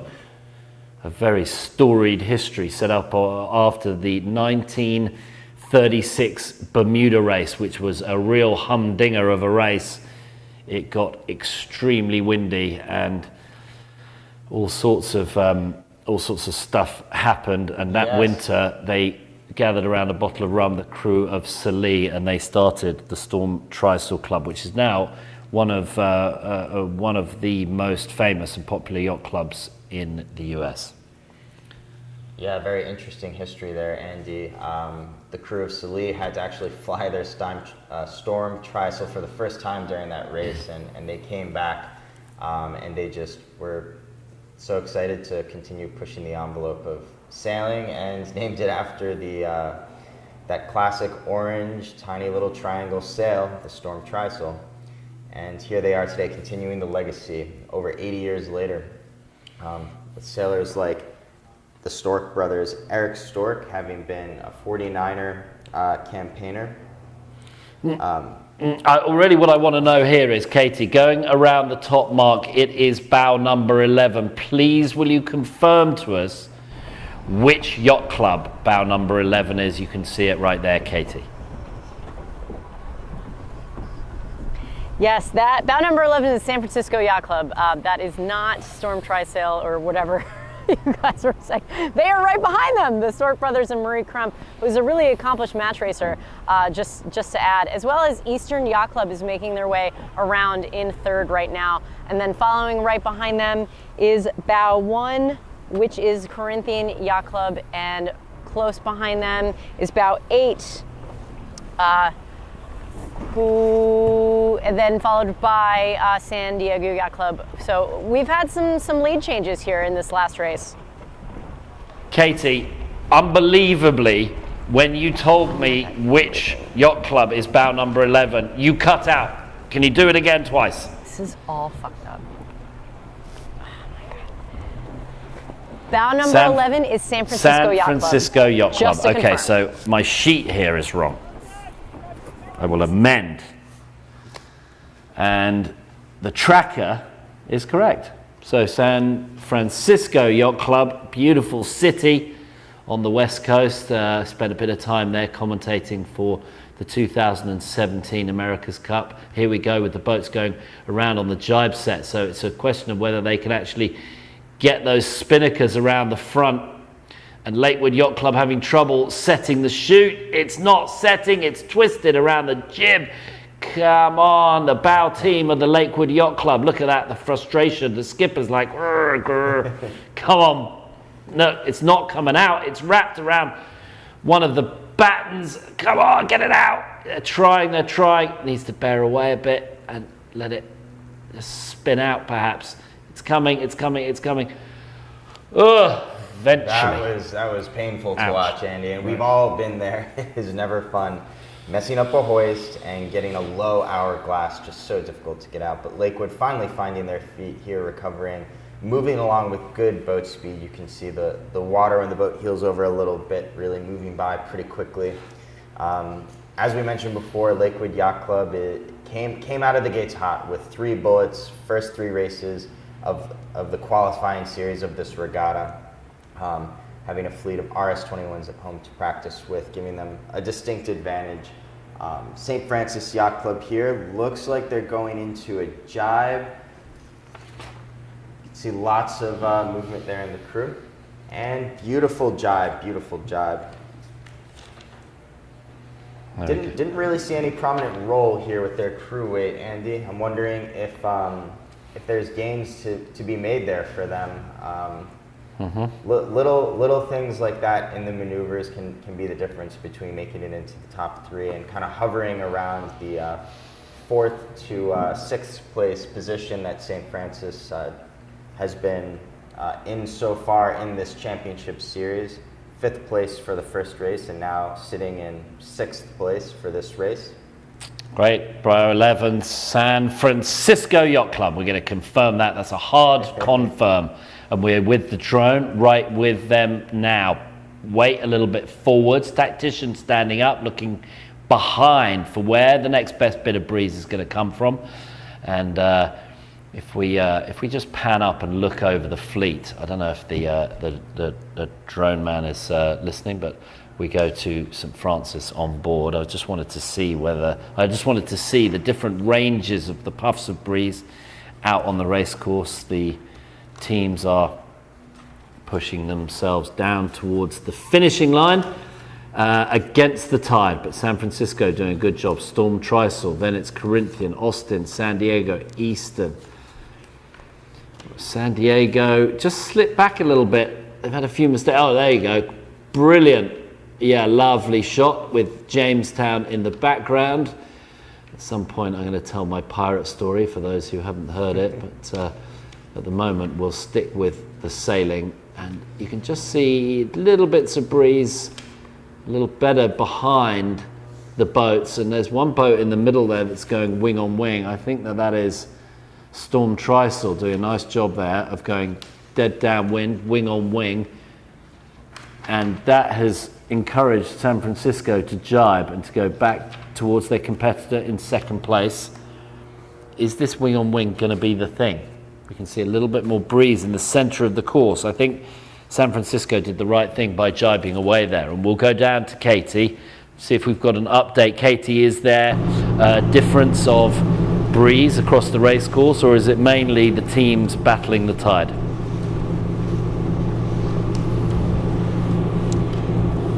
Andy, yeah, you know, we're on the move as I usually am. We're making our way down to the leeward marks, and right now it just appears that the breeze has definitely lessened in the time it has taken for these boats to get downwind. You know, they did have about a 7 to maybe 8 knot, pretty steady breeze out of that left, but it's now dropping out, and this is really the trend that we're seeing for the day. So I think this finish is going to take a little bit longer than we anticipated, and I think that these boats just have to be patient. Super. Thank you, Katie. Thank you. Great to see you in vision as well. We're just tweaking our offerings here as the St. Francis Yacht Club try and nail that wing on wing. Looks like a very uncomfortable helming style right there. The arm out, tiller extension out. But you know, whatever works. The mainsail all the way out on the left-hand side. You go for a little windward weight to try and get that spinnaker on the right-hand side. But St. Francis Yacht Club getting downwind, pushing the boat downwind, and Storm Trysail look like they've done a very nice job of getting the boat to go wing on wing, and I think everyone's starting to think that that's the way to go. Newport Harbour Yacht Club just struggling with it a bit, but this here, I think this here is the Storm Trysail, who have just slipped through and slipped away from their competition. Behind them, San Diego, Corinthian, San Francisco. Just that may be San Francisco. We just got some slight tracker. I think that's bow number 11, San Francisco. As you can see from our drone shot here, they are continuing to just put some distance. So Seattle, on the fleet. we're not. Here they are again from our on-the-water camera. You can see kite, beautiful and full, going for a jibe here. Let's see how they do. Okay, we've got a few people woken up on the YouTube feed. Bob Leonard says, can we use a bit more drone for the roundings? Well, we'll do our very best from our online directors. Go Austin, we're cheering for you. From Audrey, Lucy Brooke, Austin. There we go. Will Bailey says, less onboard feed, more fleet view. It's the hive mind doing the directing for us.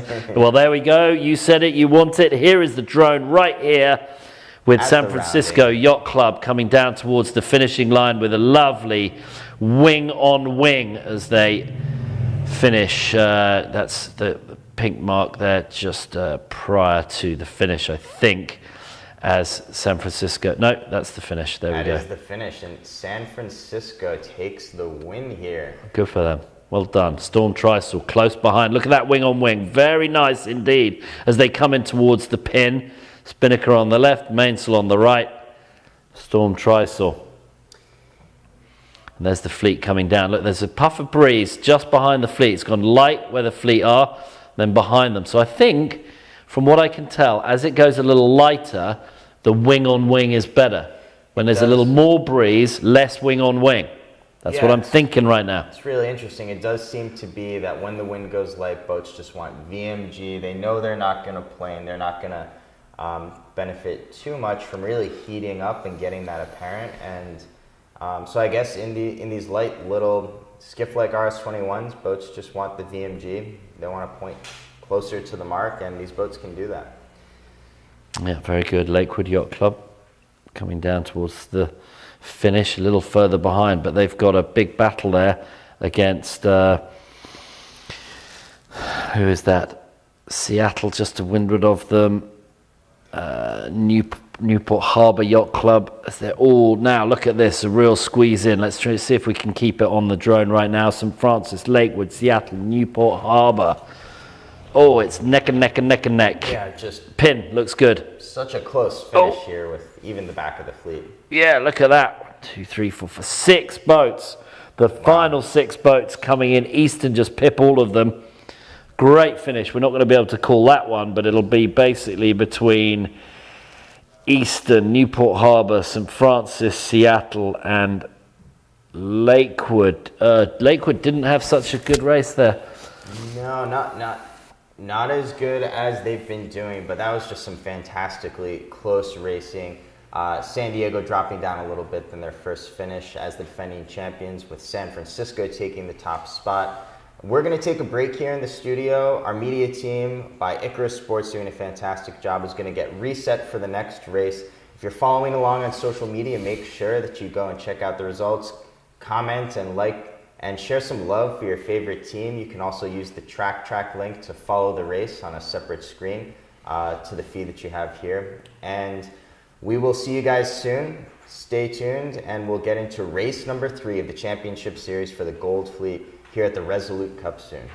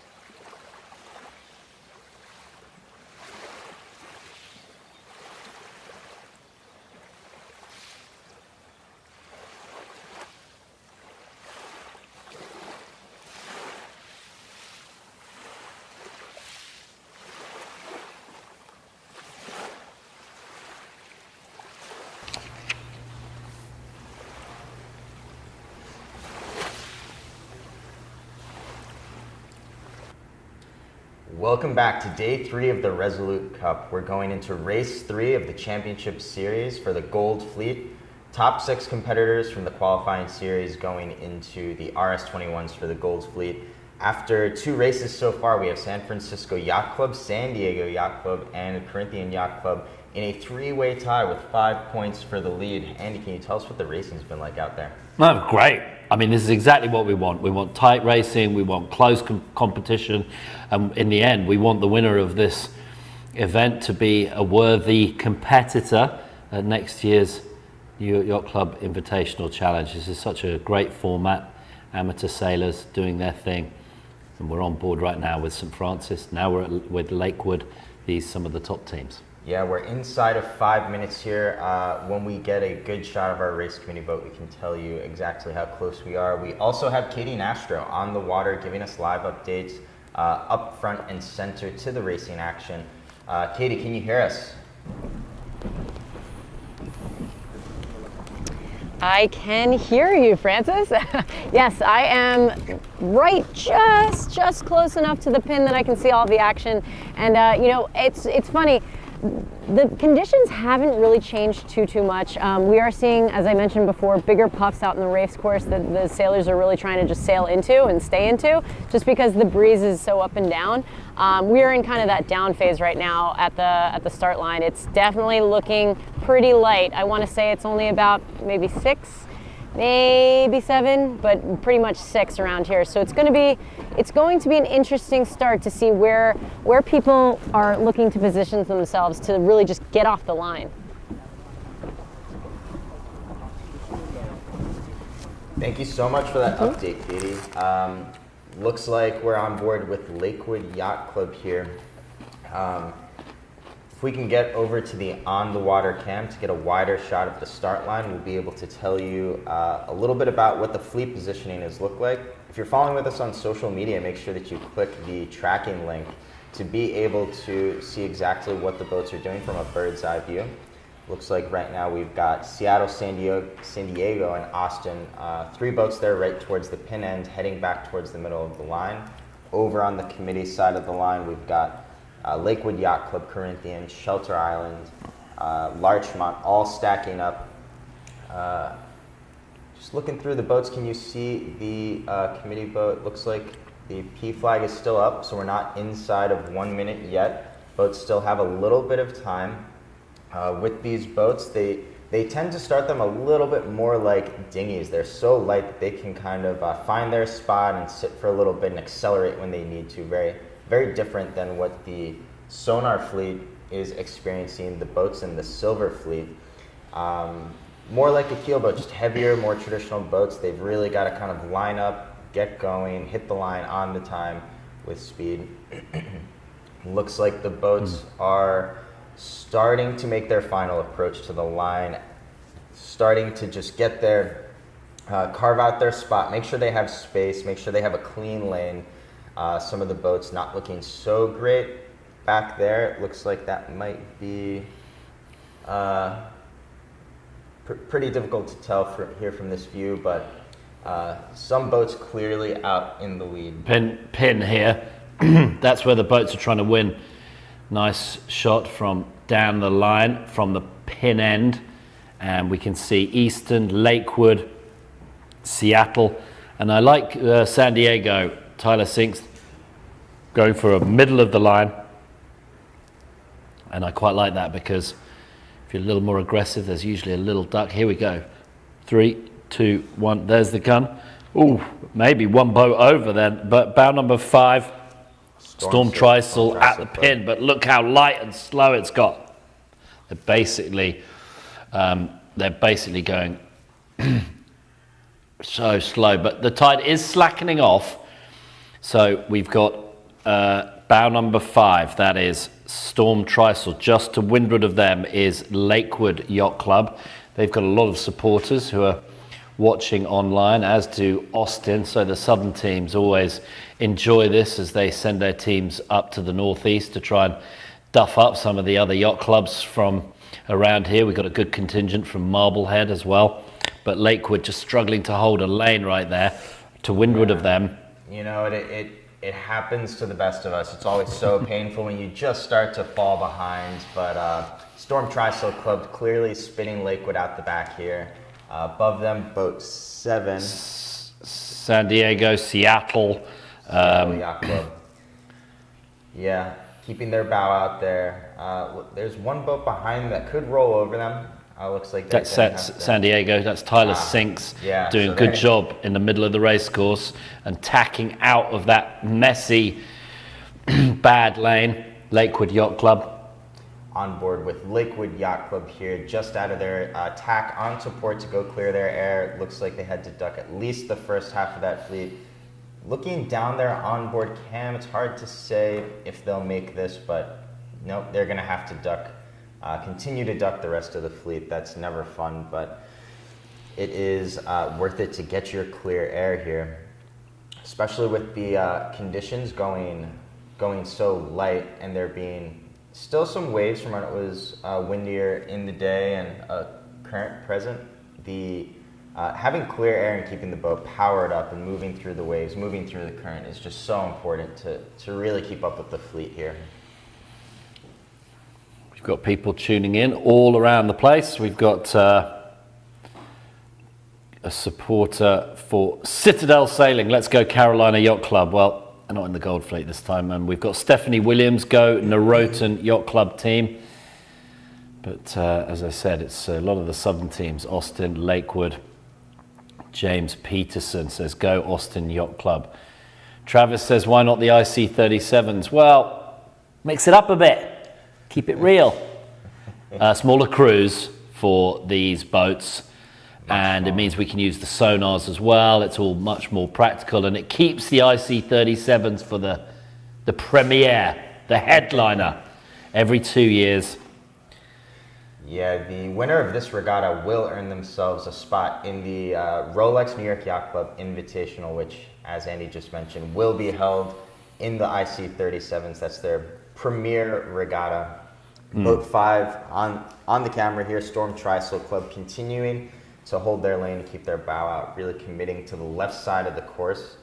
It looks like you're seeing a pretty distinct split here with the fleet, but if you're watching on social media and you click the tracker, you'll see that the left side is clearly making out a little bit better. That's our leaders here on screen, Boat 5, Boat 7, Seattle Yacht Club looking very good, but with these light and variable conditions with the winds, it is still anybody's race. Oh, this breeze is going out fast. This is very light. You can see, this gives you an idea as the boat's hobby horse up and down. That just shows you that it's a little lighter. And Travis says, why not the IC37? I hope I gave you a good answer, but I've got a question for those watching. Why are they called IC37s? What does the IC stand for? Give us your best. And this now very important with the weight. Look at bow number 5. They've got one of their crew to leeward. Bow number 5, the Storm Tri-Sail. So that's one of the stalks. Mary Crump there.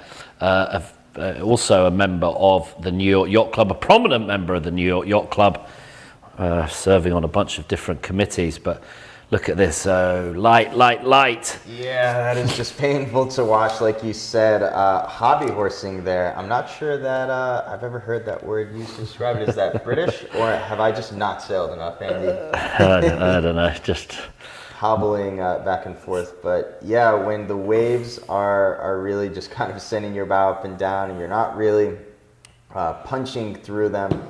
But it looks like Boat 5 here is getting a little powered up. Saw them heel over a bit there, and here they go for attack. Let's just follow them in here as they attack and watch the weight go up. They try and pull that boat flat again, and the question is, they didn't need to worry about crossing Seattle Yacht Club because everyone tacked a huge breeze, so big breeze in comparison to what they had before, and that was why they were heading out towards the left-hand side, because Marie Crump and her team of stalks were off towards the left, seeing that better breeze. Oh, it's bumpy though, isn't it? Still a bit choppy out there in the water, but that left-hand breeze came in good. And now crossing the fleet, let's go to the tracker and just show us how that has changed the perspective, and there we go. Look at that huge left-hand shift. Storm Trysail, Seattle, San Diego, Newport Harbor, all doing great. Those boats stuck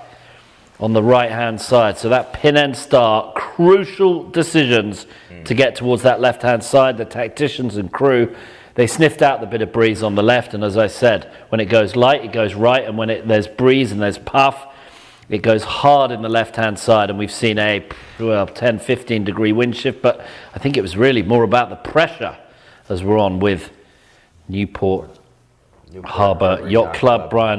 Brian Bristol, Tyler McDonald, Walker Banks, and Sally Mace all on board right there.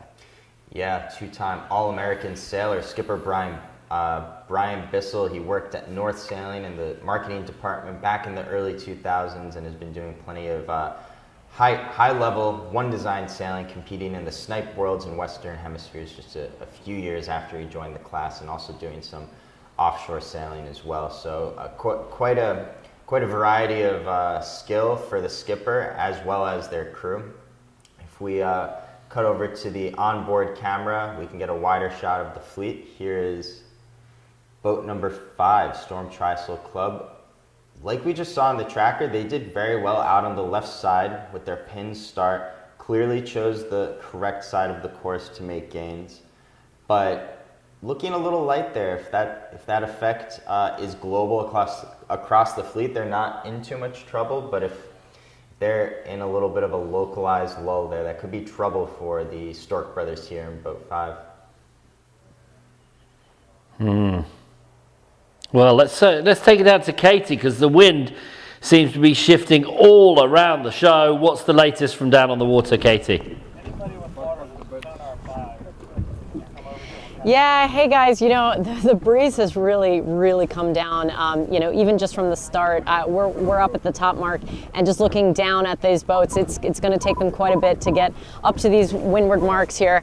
As you can see behind me, there is a little bit of breeze closer to Gould Island, but I think the name of the game, as you said before, is just trying to figure out where is that next puff coming from, where is that, and is it in that right shift. So as you can see, it's going to be a little bit of a waiting game here at the top mark, and stay tuned. Yeah, Katie, we know you have a ton of college sailing experience at BC and some dinghy experience. Could you just tell us a little bit from your perspective, what would your strategies be in this lighter wind here, some boat handling, as well as I know you sailed on the Charles River, lots of current similar to what we're experiencing here today. Yeah, I wouldn't really compare this to the Charles, because honestly, sailing on the Charles River in Boston is you don't know what you're going to get. Any shift can be anywhere. I think sailing in Newport, and the experience that I've had here, especially in dinghy sailing, if you're really confident in your boat handling skills, that's what's going to make or break your moves here. Yeah, straight line speed, obviously you want to go fast, but if you're confident in your boat handling, you can take a tack, you can take a couple tacks and feel good about where you're going to be placing yourselves, because you know that you can come out of that quickly. So boat handling, if you've been sailing with your team, like a lot of the San Diego crew sailed in the Invitational Cup in last year in 2021, so they kind of really know each other pretty well enough to be confident in their boat handling. So teams like that, you'll see them making more moves if they need to, and not really taking diggers there. Oh, it takes me back sailing those T's or the Techs or those weird boats on the Charles River where you have to ooch the boat all the way down the river and your crew sort of folded like a pretzel in the front. Anyway, semi-happy memories from sailing on the Charles River many years ago. We're with here Storm Trysail. They're not needing their trysails out today. They need full sails, the whole lot. Seem to have quite a lot of jib Cunningham on there for such light air. Well, no, just give that jib Cunningham a little ease, make me happy. But maybe, I haven't sailed these boats before, so I'm just guessing. But there's Marie Crump on the left side as they go for their roll tack, boat handling, crew maneuvers. Oh, it looked slow. They're not in any breeze. The right's coming good. Storm Trysail getting frustrated there on the left-hand side of the racecourse. Needed to check back in. And we can see coming back towards the center of the race course.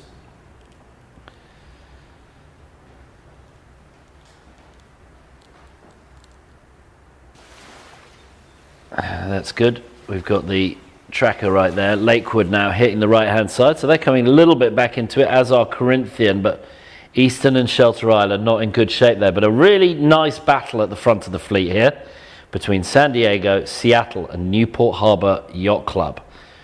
So it's an all West Coast. It's an all West Coast battle at the front there. Storm Tristle. I wonder what their home club is. Maybe I should look into that. Does the Storm Tristle even have a home club? I know they've got members all around the world. I believe they're in Larchmont, if I'm not mistaken. Okay. Yeah. No, I'll just...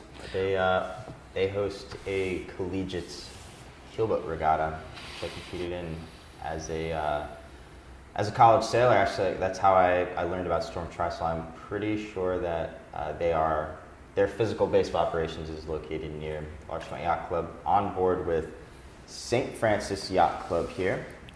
We've got skipper Peter Vasella, Tracy Usher, Ali Rowe, and Mike Bishop. They are currently trailing the fleet, but they are not out of the running to get back in the game. Very shifty conditions here, lots of opportunity for the sailors as the wind changes to make tactical calls, to spot a wind shift, something the other sailors didn't see. St. Francis Yacht Club, San Francisco, a wonderful spot right on the water there, looking over San Francisco, and they are on tracker right now. I was going to say Storm Tristle run Block Island Race Week. They run intercollegiate regattas, Key West, and have all sorts of partner regattas. They also run the Ted Hood Regatta, a personal hero of mine. Ted Hood, amazing fella, designed boats and sails and America's Cups. He's done all sorts. Now on board with Austin Yacht Club. Let's just check back into the tracker, see where we're at. And I think they're coming up to the top mark, aren't we?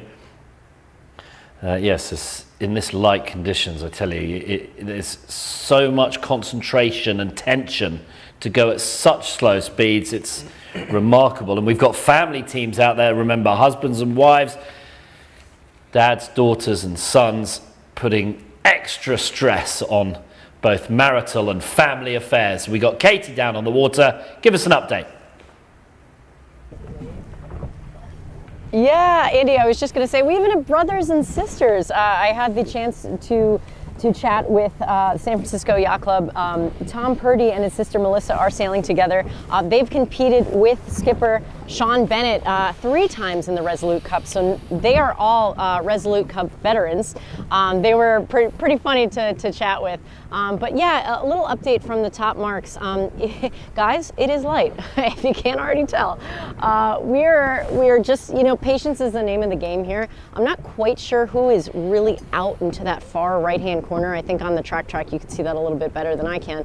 But there is this kind of doldrum breeze line that, to be honest, if you were in that far right corner, I would say that is not the place to be. Excellent. Thank you so much, Katie, for that update. I think here from our vantage point, we can see that little doldrums, that light spot in the middle of the course. We're looking down on boat number 7, Seattle Yacht Club here, just barely squeaking out a port cross. On boat 2, San Diego Yacht Club, or that might be boat 7, Seattle Yacht Club. We also have Storm Tristle Club in the mix there, but definitely going to see the boats really focusing. The team's really focusing on hunting downwind and keeping their boats fast. Those are the 2 key things right now: finding the dark water and going fast in a straight line. Oh, so light. And now we've got a bit of cross waves here as well. So everyone there are 3 boats right at the front though, looking very good. We'll take them on the tracker. That's San Diego, Seattle, Newport Harbor, and Storm Tristle. So those top 4 boats really giving it in this light stuff. But these RS-21's doing a nice job of staying fast and maneuverable in these light conditions. But San Diego and Newport doing well, going to that left. To the right-hand side, as Katie just said, looks very light indeed as they get towards the top mark. And this, what are we on? The first beat. Still on the first beat of this third race. I would definitely expect them to shorten the course a little here when it's quite so light. We're going to go around 3 more times. I'd be surprised if that happens. But the half of the fleet been left behind from, half the fleet basically left behind. Lakewood, Austin, Shelter Island, Eastern, St. Francis and Larchmont. Big gap forward to San Francisco, Corinthian, Storm Tristle, Seattle, Newport and San Diego. But Tyler Sinks still well in the hunt with his team. Great results from them thus far. Yeah, Andy, there's definitely a pretty big delta developing with the fleet here, but it is still so close at the top, and I would not be surprised if a shift came through and the back of the fleet got a great opportunity to catch up. You know, sometimes you just see, things like this really get condensed in a surprising way. But up at the top, approaching the rounding, let's throw it over to our on-the-water reporter, Katie Nastro. Katie, what do you see out there? Who's going around the marks? What's going on? Yeah, guys, we're seeing boat 7, which would be Seattle, coming around in first. They actually had a really great run. And that's that husband and wife team of Mallory and Andrew Lowe. So, good husband-wife communication going on. Very close in second and third. It's going to be a little bit of a battle downwind. Tyler Sinks and crew are now tacking around the windward mark, and then followed close behind is Brian Bissell and crew. And funnily enough, I mean, these are West Coast teams. My experience with both sailing Newport Harbor and San Diego, they can be quite light. So I'm not surprised that we're seeing these two boats. Newport had a little bit of a rough start early on in the last 2 races, but I'm not surprised to see these two competitors and these two teams up in the mix in this top 3. But because it is so light, we are hearing potential race shortening. It's already been about close to 18 minutes, almost 20 minutes for this one beat. So, patience is one thing, but sometimes, we have many more races to go. So we'll see what happens. Well, thank you for that, Katie. As you say, in these light conditions, patience is a virtue. Virtue is a grace. Grace is a little girl who never washed her face. I believe that's how it goes. And they're heading downwind. We're going to keep very close eye on the race committee boat. We had our little competition. IC, what does it stand for? What does IC in IC37 stand for? So we've got some guesses here. What does Tony Sanper Jr. says? Does it stand for international class? I think it stands for, well, hold on, big reveal. We've only got one guess so far, so we're not exactly... Facebook, hop over to YouTube, where we're watching the comment stream a little more closely, and that's where Andy's hosting his... New York Yacht Club Rolex Invitational, so it's the Invitational Cup 37. Mark Mills designed, the heroic Irish designer, did a great job.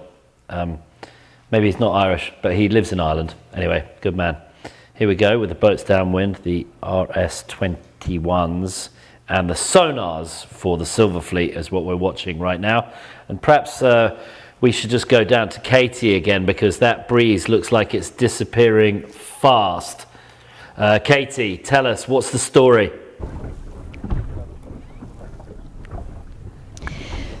The story. I mean, Andy, you just said it. The breeze is disappearing fast. I mean, we see right now boat 11, San Francisco Yacht Club, just rounding, and right behind them is boat 6, bow 6, I should say, Lakewood Yacht Club, not having the best race.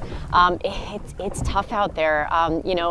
There does appear to be a little bit of a puff right at this top mark, which is great. We love to see it, but those that are heading down towards those leeward marks, it's going to be a long one. We see some people driving out, just trying to find wind, just trying to stay in that pressure.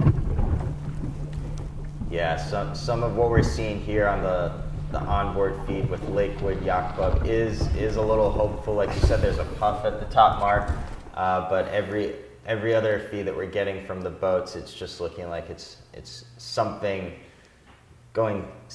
really light. And the problem is they're going with the current downwind, I believe. Is that current's pretty slack actually now. Okay, yeah. But the interesting thing about I say the current, it's not current, it is tide. Tide goes in and out, current goes from one place to another. Current usually driven by more global features, high pressure, low pressure, or something like the Gulf Stream is a current.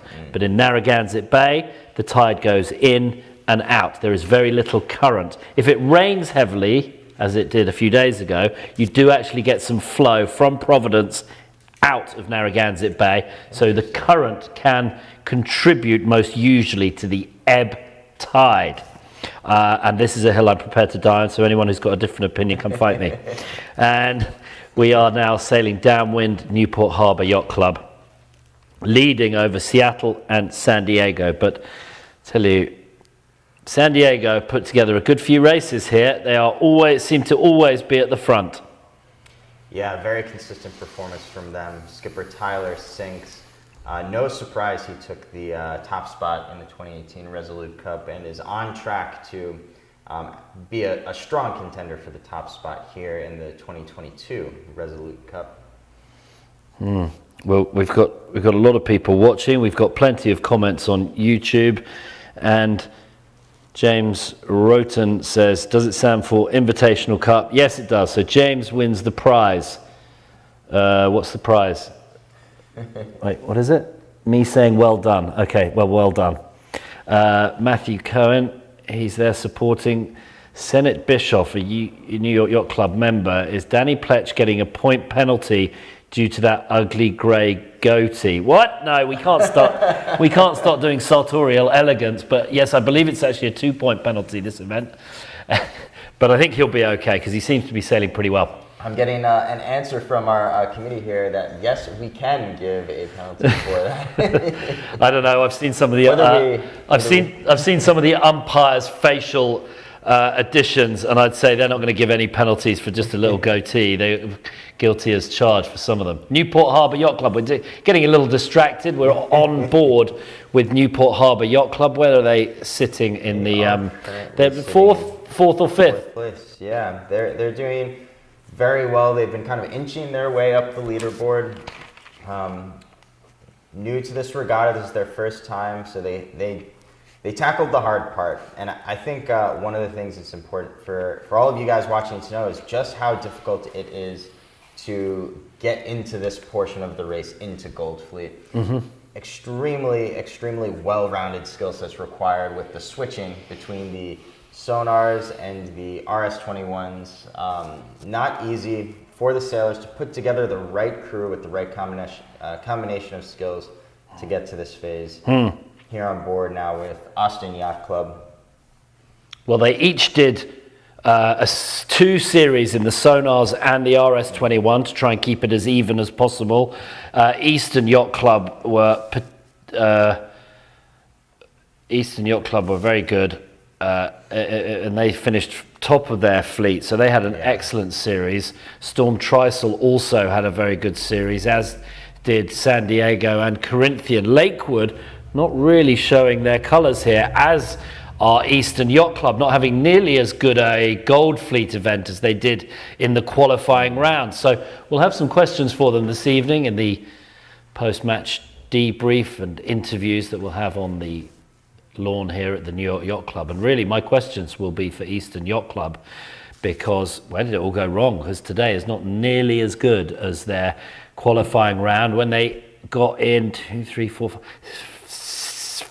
first places for Eastern Yacht Club, and it seems to have unravelled slightly. I don't quite know why that is. The same a little bit for Lakewood, who got 4 wins in their qualifying round, just not quite so good now. So, and we can see San Francisco, who finished 4th in their group, really up there, tip-top, doing great work. San Diego Yacht Club, we can assume they're pretty good. They're very experienced, and we're going to go down to Katie. Go ahead. Katie, you got something to say? Oh, yeah. Perfect timing, Andy. I've just gotten an update that they're actually going to finish them now.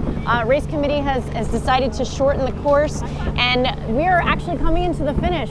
So whoever is out in front, I don't exactly have eyes, but our top contenders, which would be San Diego Yacht Club, as well as Newport Harbor, and I believe that was Seattle that rounded earlier. Yeah, we are coming into the finish, so this is going to be exciting. Well done, Katie. That's great. Seattle, Storm Tristle, San Diego, Corinthian, and San Francisco, all the boats that are coming down towards the finish on this shortened one-leg course for the third race here. And good luck with getting some more races in. This is going to be tricky as this breeze is very soft. We'll probably I'm going to go outside in a moment and have a look at those white fluffy clouds. They're just starting to accumulate. Bottom left of screen, that gives you an idea that the northerly is receding and the southwesterly sea breeze as the land heats up. The sun's not quite warm enough right now, and the water is at its warmest of the year pretty much, so the difference in land and sea temperatures not quite enough to give us a really good sea breeze. But look at this, Newport Harbor Yacht Club very close coming into the finish. They know this is important, and they are just underneath Storm Tristle, and here they go jibing around trying to get towards that finishing line. Crucial points here for these top teams. Oh, and it looks like bow number 5 did a nice job there. That's Storm Tristle. Here we go towards the finish. We're right lined up on that finishing line. Are Storm Tristle just going to be able to nudge it in, or is Newport Harbor Yacht Club going to be able to do it? Photo finish. Look at that. Boom! Storm Tristle, I think, took it.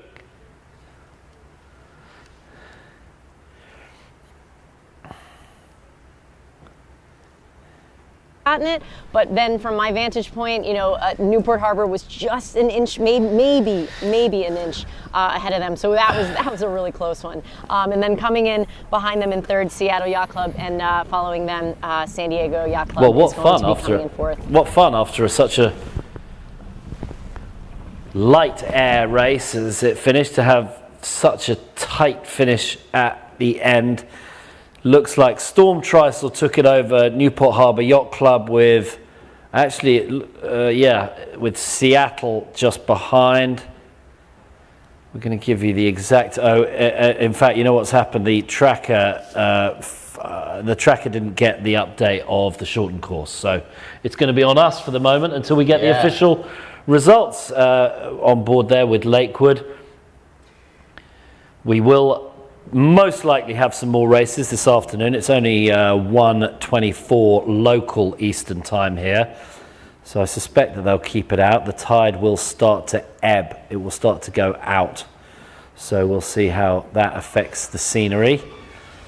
And as we got the other boats just coming down to the finish, Corinthian, San Francisco, Shelter Island, and then it's between Eastern, Lakewood, Austin, Larchmont, and St. Francis. So many supporters for the Lakewood Yacht Club after their excellent day yesterday. Yeah, we love to see.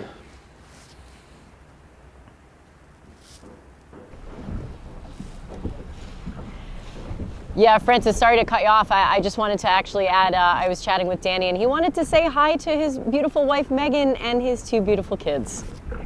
Oh, isn't that cute?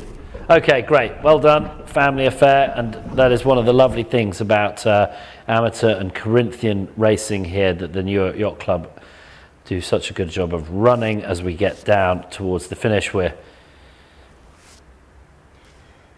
As the boats creep across the finish line here, it looks likely that there's going to be some more great racing today as the competitors get ready to keep going. So we're gonna cut away to a break as race committee and the gold and silver fleet get ready for the rest of racing today. So stay tuned on Facebook and YouTube, and we will be back with you guys shortly.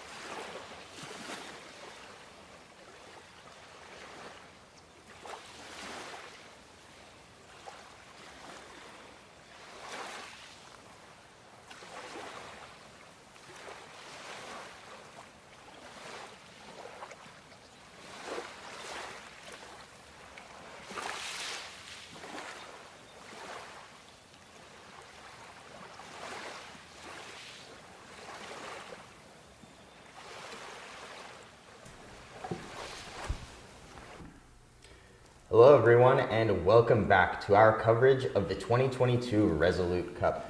After a brief delay while the wind figured out which direction it wanted to blow from, we are now ready to race and go into race 4 of the Gold Fleet. But before we do that, a preliminary review of the results.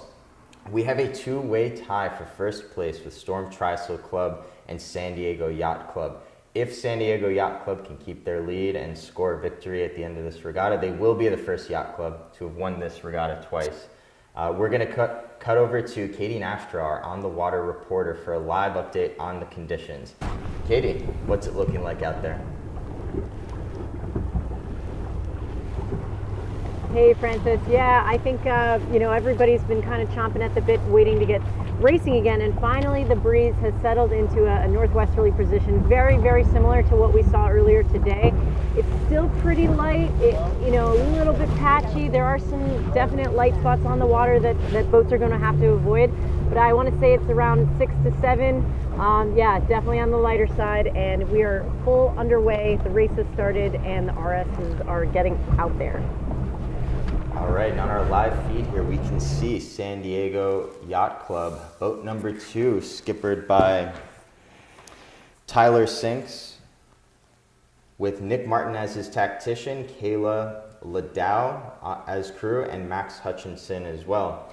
Oh, they're going to be in a bit of trouble here. They can't cross any of these boats. They're ducking, and the left-hand side has been a disaster for the current co-leaders.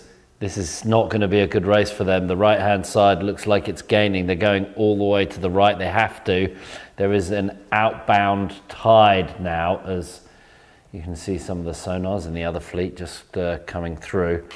And bow 9 looks like in good shape, Shelter Island Yacht Club, but I prefer the boats on the right-hand side. And those of you online, you can go to the tracker at TrackTrack. Holly Bresnahan sell Fast Shelter Island Yacht Club, so she's happy about them doing well. And I see our wonderful Laura here helping us out, deleting all the spam on YouTube. It's a never-ending battle, I'm sure. But let us know where you're watching from and which team you're supporting, as we've got the track up here. And we can see that Corinthian doing well, St. Francis as well.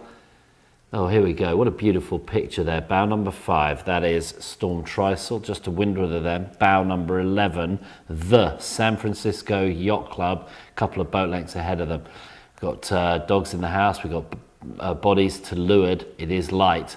And this is a great example of little boat speed here as the boats head upwind, how to set up your boat, how much vang to use. Not much today, is I think the ticket.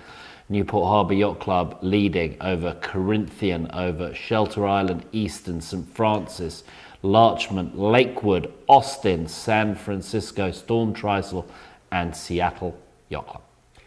Yeah, and right now we have a little kind of boat race between two family teams here. On boat 5, Storm Trysail, you have the Stork brothers, John, Ian, and Eric. And on boat 11, you have brother and sister, Melissa and Tom Purdy. Boat 11 pulling out and 5 opting to tack away for clear air. Boat 11 tacking to cover them. Sailing a pretty aggressive race here, letting there be no rest for the wicked in this Resolute Cup. Yeah, here we are watching the leaders right now, tacking onto port. That looks like a good spot to do it on, and they've tacked on top of Storm Trysail Yacht Club, giving them a little dirty air. It looks like a nice setup there on the rig, the main. And oh dear, no, the right looks good, doesn't it, over there? The right looks like the place to be.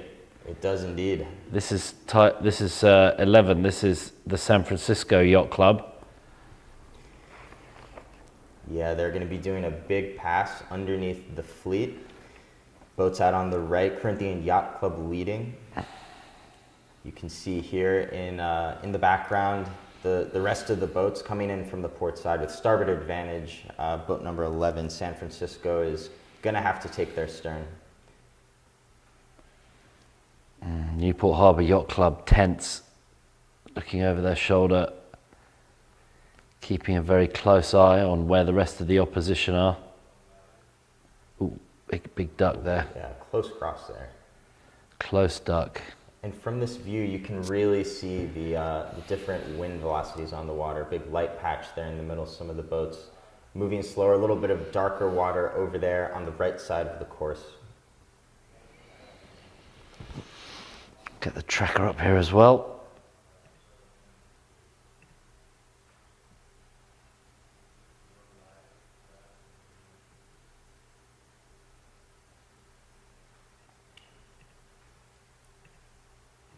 Over there on the top of the screen, you can see Larchmont Yacht Club, quite close to Corinthian Yacht Club. Historically, Larchmont has done very well in this regatta. In fact, the average of their results over the past 5 editions of the Resolute Cup is second only to Eastern Yacht Club. Yeah, very good. And it looks like that right-hand side is really doing very nicely indeed. As we can see, the boats coming from the right-hand side. As we get towards this windward mark, let's get a little update from out on the water as the boats tack onto each other. The leading boats giving dirty air to the boats behind as they eke their way towards the right-hand side. Katie for an update.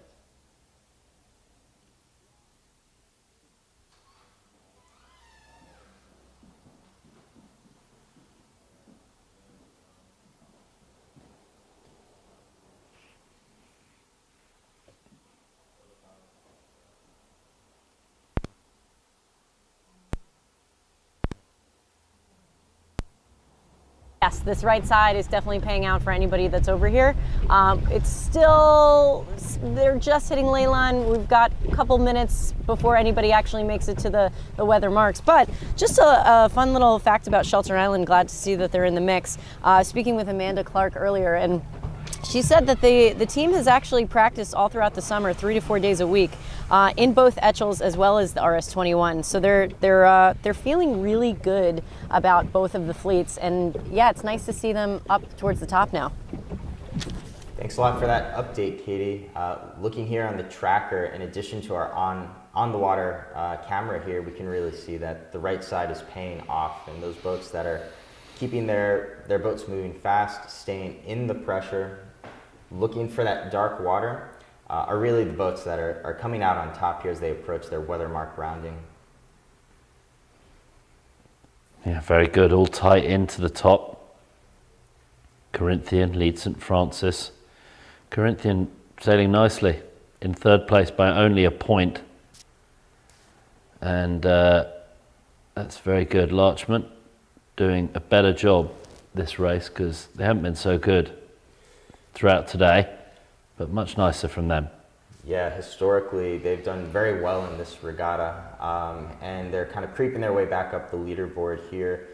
Corinthian Yacht Club, who's been quite focused after speaking with their crew last night on really dialing in the boat, learning the controls, seeing some of that work really paying off here as they're able to keep their boat going, chose the right side of the course.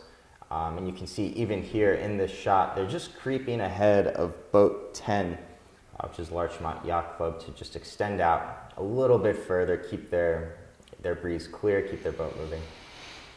The crucial question is between bow number 1, Corinthian, and just to windward of them, bow number 10, Larchmont. Are they laying the top mark? That's going to be really difficult, because if they're Not, then the boat just to windward, bow number and Larchmont. I think they're just about laying, so I think they're going to be okay. There's a little bit of ebb tide there, so it might make it tricky. Oh, look at that, they just got attacked. They obviously weren't laying, and now they're going back towards the right-hand side. Quite a lot of tide. I only expect 2 short tacks here as they try and eke their way to the top mark. Oh, it's light. Look at that. There's people to leeward. There is almost no breeze. Yeah, you know, we've all been in regattas and situations like this. This is where patience pays off. Constantly scanning the boat, scanning the conditions, and taking advantage of any opportunity to improve and increase your speed or gain a tactical advantage as you can on board with Newport Harbor Yacht Club here. Oh, just eking around the top. Well, let's go down to Katie. I hope she's by the windward mark. We've got a great drone shot of The boat's passing around the windward mark. Katie, what say you? Yeah, so I'm up at the top mark, and yeah, as you all can see, it is extremely light here. We have now coming around Corinthian Yacht Club just eking out over Larchmont. I know Cardwell, in talking to him last night and throughout the week, he does like the light air. His team loves the light air. Larchmont Yacht Club and Larchmont area, Long Island Sound, is known for being a light air area. So I think they're finally finding their groove. They've done a little bit of match racing. They've done some team racing this summer and talking to them. And they've also only sailed in Vipers and Sonars. So the RS, I think they just need a little bit of time to get into their groove, but we are seeing it now. Most of the boats here around the mark going for a quick jibe, not wasting any time at all to get caught out there on course left, which clearly didn't pay off on the upwind. Going back to the same side that paid dividends on the upwind. Some upwind traffic here, the leaders rounding the mark, having to avoid.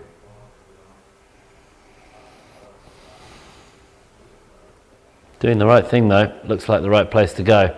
But that northwesterly still staying in. Outside the bay, the 12-meter North Americans are going on a veritable smorgasbord of racing this weekend in Newport.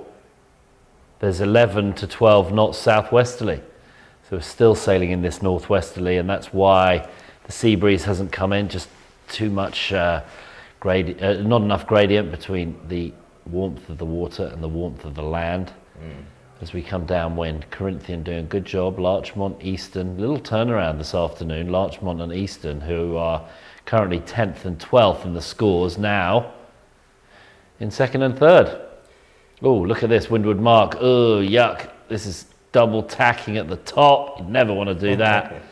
About number 7, Seattle Yacht Club, leading against San Diego and Newport Harbor Yacht Club, all now losing a lot of time to the leaders as they go around this top mark. There you can see the tide start to take them left to right. So they're still having to be almost on the wind to get to that offset mark right there. Yeah, they are keeping it quite high just to combat the tide that they're getting, dragging them towards that offset. Bearing away and a hoist, and a question of whether it's a jibe set. Most boats jibe setting. It seems like the sensible thing to do.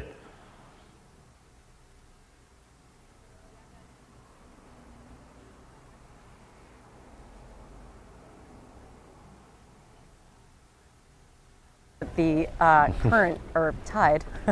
Well, which one is it, Andy? Yeah, it's there's tide. Definite, movement. Yeah, they have to be. They have to be so much more aware of the tide here versus earlier in the day. Yeah, very good. Thanks, Katie. Yeah, that is almost all tide. There might be a tiny bit of rain outflow from Providence, which would add to the current. Happy for somebody to get into an argument with me if they want to about that. We're watching on YouTube, and we want to know where you're watching from, which team you're supporting. Beautiful day here in Newport. Towards the end of the day now, are we going to get a 5th race in? Possibly. This might. Who knows? We will ask the New York Yacht Club race committee what their views are about that. But this is the 4th race of the day. Great conditions, light but fantastic sailing. Really testing the skill of the sailors. Yeah, and that's one of the things that brings the sailors back to this regatta year after year is you'll hear many of them describe it as the ultimate level playing field in sailing. The diversification of boats between the Sonars and the newer, more modern types of boats in the qualifying series really have to put together a well-rounded team, lots of experience in order to be competitive in this regatta. Just qualifying for the gold fleet like these sailors have here is quite an accomplishment. I like the one designs. It's really good. It makes it fair for the boats. Obviously, if you've got a bit of experience in the boats that the New York Yacht Club pick, that will give you probably an early advantage. But the quality of the teams is so much, they very quickly get up to speed. And we're now going downwind here we've got the leader. Let's get the track open and just watch the leaders who are coming down towards the first downwind mark. And this fleet quite split, because we've got Corinthian, Larchmont, Eastern, closely followed by St Francis, quite a long way out.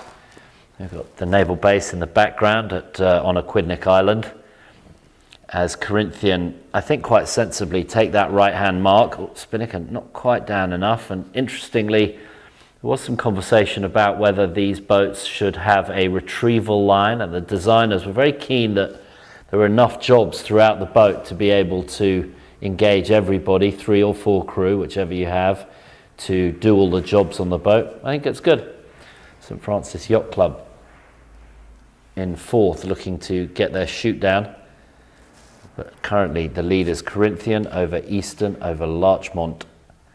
And as Katie was saying, Larchmont, Long Island, very, very light conditions. So they're pretty good in this. But where is Tyler Sinks? Oh, he's got back, him and his team, to 5th. San Diego Yacht Club back are in 5th, leading the secondary pack, I'd say.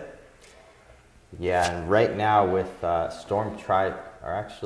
where is Storm Tristle Club? They're actually behind San Diego, so this bodes well for Tyler Sinks and their goal of becoming the first team to win this regatta twice. Here on the tracker, you can see San Diego, as Andy mentioned, leading the second wave of boats that are coming down. There was a little bit of a situation of the rich getting richer in the front of the pack, the poor getting poorer, causing a little bit of a delta here. We'll see if that, with the changing wind conditions, if that closes, if there's any opportunity for these boats to make a tactical call coming through the gate to either split from the fleet or follow. Yeah, well, actually, San Diego look like they're getting squeezed. Shelter Island might be just a little bit ahead of them, but this is definitely going to mix up the standings, because Storm Tristle currently right at the back of the pack, and San Diego mid-pack. So we're going to see some points added here for sure. Yeah, and in fact, it looks like this race is going to put Corinthian at a substantial margin above both of them with their current leaderboard position. So Corinthian Yacht Club looking very good there. You can see with Larchmont giving them a little bit of competition on the tracker, just on their rear hip to windward. Here now we've got boat 9. That's Shelter Island Yacht Club. As our on-the-water reporter Katie Nastro mentioned earlier, they've been training all summer for this. They actually had an RS-21 on charter, doing some cross-training in Sonars and Etchels, and we're really starting to see them come to life here in the championship phase of this regatta, holding on to a little bit of a track with the leading boats there. Well, it's light all around the race course, and well, there's tide out there as well. I'm pretty sure the tide is going out, but maybe we can get an update from Katie down on the water as we watch boats going around the leeward mark, and we'll throw down to Katie. It's extremely light. What's the tide doing? What are some of the challenges out there for the teams? Yeah, so as you saw at that top mark, people were just not judging the ley lines correctly, and I think that they're overstanding a little bit as they're coming around this leeward mark, and it appears, yes, it's light, obviously we can see that, but it seems that everybody is hedging their bets and is going right. Everybody's going towards that left gate if you were looking downwind. So yeah, everybody's heading out to that right side of that race course and hoping that breeze line, and I can see, if you're looking upwind with me at the moment, I can see that there is some pressure up there. So, but then again, some people are deciding to split early on, and boat 9 and boat 7, who Shelter Island and Seattle are both hedging their bets and seeing something else out there, trying to stay middle right.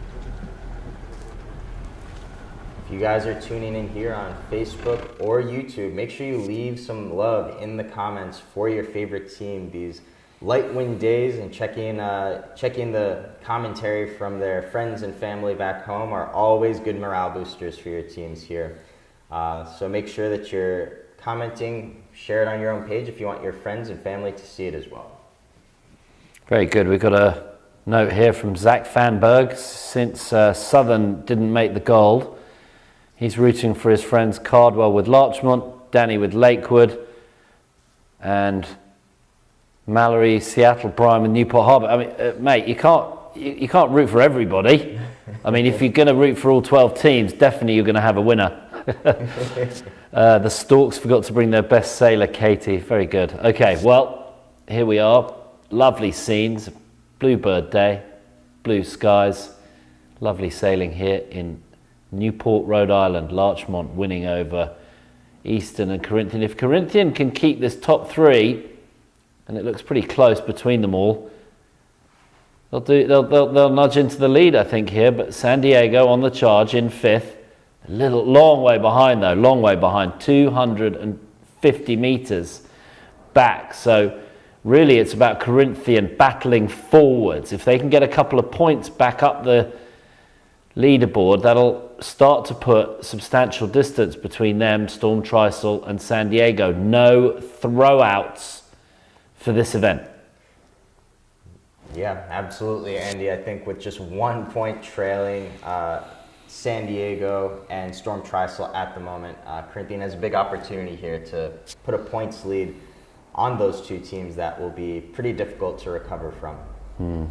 Well, we've got at least, 4 or 5 races tomorrow, so it does look a little light. We're hoping they're all going to get in there. On board right now with Lakewood Yacht Club on the RS21. John Lepre, best to Austin Yacht Club. I think I need a trip south. I need to go and see some of these yacht clubs. They look like a lot of fun, and I suspect Southern hospitality is a very large part of the Southern Yacht Club sailing scene. After my visit to Pensacola Yacht Club, I can say the Southern hospitality is real. I imagine you get a lot of the same at Lakewood Yacht Club, located in Seabrook, just a little bit south of Houston, Texas. Here on board with St. Francis Yacht Club, got 2 master laser sailors, tactician Tracy Usher and Peter Vasella, translating as much of their dinghy experience into the RS21 here as they can to produce some pretty decent results, sitting in 4th place right now.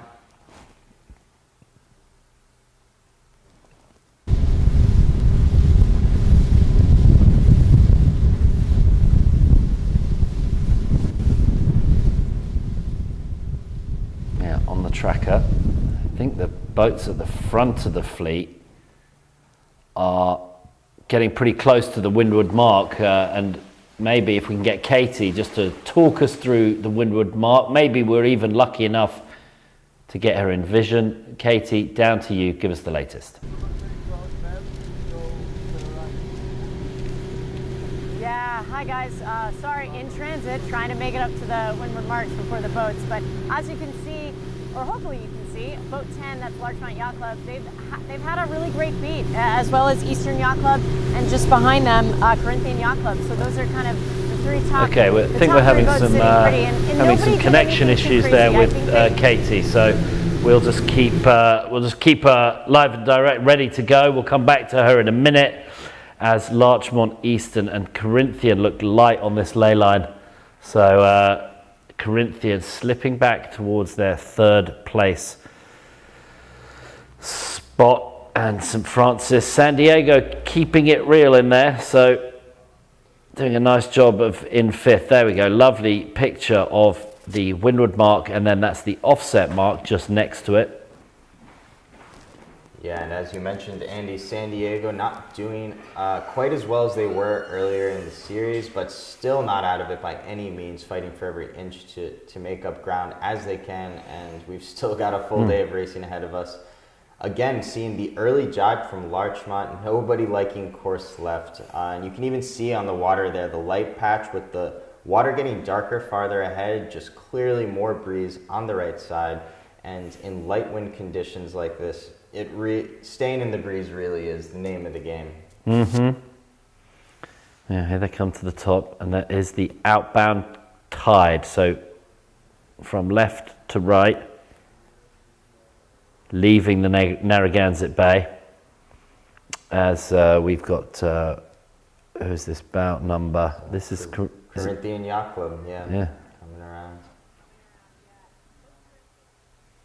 Yeah, both Corinthian and St. Francis had just a bit of an offshoot with that outgoing tide.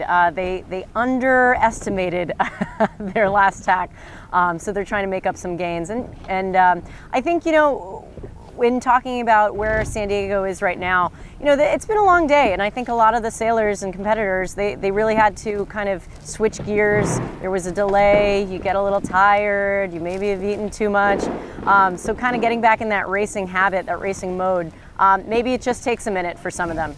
But I know that in speaking with Clinton Hayes of Eastern Yacht Club, he noted that, you know, when these days are long, you have to just minimize the mistakes. So I think that that's really what I really think that that's what their team was focused on going into this race that we are seeing out here.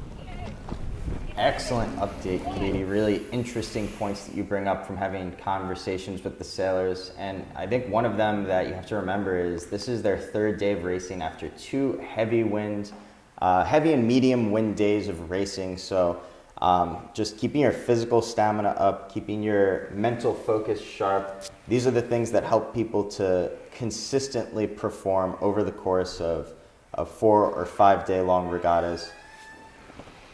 Boat number 10 here, Larchmont Yacht Club, jibing again.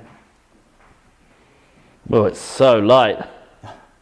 Really just about keeping it together. But these boats, the RS21, seem to be doing a great job of slipping through the water. They're getting a little weight forwards to try and get some of that wetted surface area around. We got the Cranston Navy just behind the boats coming in at full speed. There'll be a little bumping after that. Yeah, that is the last thing you want to see on a light wind day, is a big old cruiser just sending a big old wake your way. Totally going to flop around your 25 knots in a plastic fantastic. These boats are going to bump. We'll stick on this. Watch this. It'll be parked up. They'll stop trying to get through these waves. Ay, ay, ay. Painful.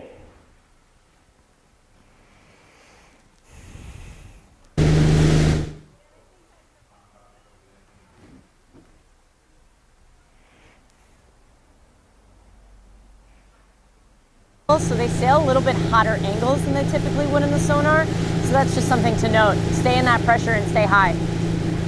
Yeah, absolutely. On board here with St. Francis Yacht Club. Looks like they're going through a couple of waves right now themselves.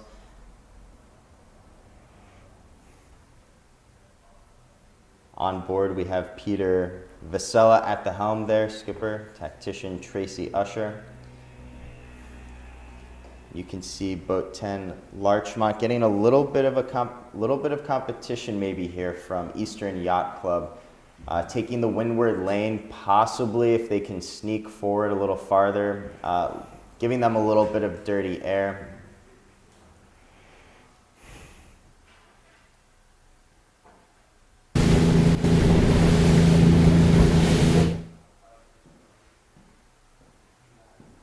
Beautiful day out here in Newport Harbor. A little more breeze would be nice, but can't complain about blue skies. Here we go. Look, everyone's on their way into Newport for a few Friday night beers on the dock. Look at this. Yeehaw. No luck at all with the powerboat traffic today. Bow number 10, Larchmont Yacht Club. We've got our eyes on them. They're just trying to get that breeze. And look how light it is, just front of screen, almost nothing front of screen right there. Yeah, something that is so important on these light wind days is to really make sure that you sail your hotter angles, keep your apparent up. Really want to prevent your boat from stalling out and getting a little too greedy with BMG and soaking too deep. You'll just park your boat. Right, don't park, keep it fast, especially when you've got bumpy conditions around you, and we're watching the boats trying to eke their way downwind. It's a very tight little bunch between Larchmont, Eastern and Corinthian. Excellent race going on, a jibing threesome right there as they all come downwind, those three boats. Larchmont getting the best of it at the moment with bow number 10, and Eastern I think just inside, oh, there we go, very close right there between Eastern and Corinthian. Corinthian decide to, bow number 12, that's Eastern Yacht Club, jibing now onto starboard, and I think Corinthian beat them to the jibe. I think that's going to be very good for Corinthian.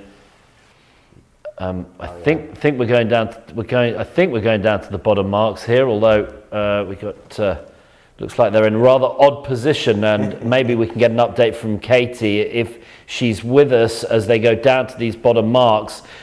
Katie, for an update with this threesome of boats coming down. Yeah, hi Andy. You know, it's going to be really tight. I really think that Larchmont is going to have to throw in they're definitely going to have to throw in another jibe, and potentially even Corinthian. They're trailing their stern at the moment, but I'm really curious to see what bow 12 does, and that's our friends over at Eastern Yacht Club. If they can jibe and get down to that pin end a little bit sooner. They're all jibing now. So I really think, you know, I'm not a betting woman, but if I was going to put my money on it, I would probably say that Larchmont. Yeah, good work there from Larchmont. They jibed and they just managed to get enough roll in the jibe to start accelerating. I think they've just got their breeze bow forwards of boat number 12, Eastern Yacht Club, and then behind them in third, Corinthian, really trying to get those points back. But Katie, just confirm race committee is doing one more round, or is this to finish? If we can get Katie, maybe we don't have Katie right now, so we'll just get yeah. This is the finish. Yeah. Sorry, guys. Yeah, just making sure before I said anything. So this is the finish. I think that is Larchmont, Eastern, and then Corinthian, but maybe not. No, Corinthian just pipped Eastern right at the finish there.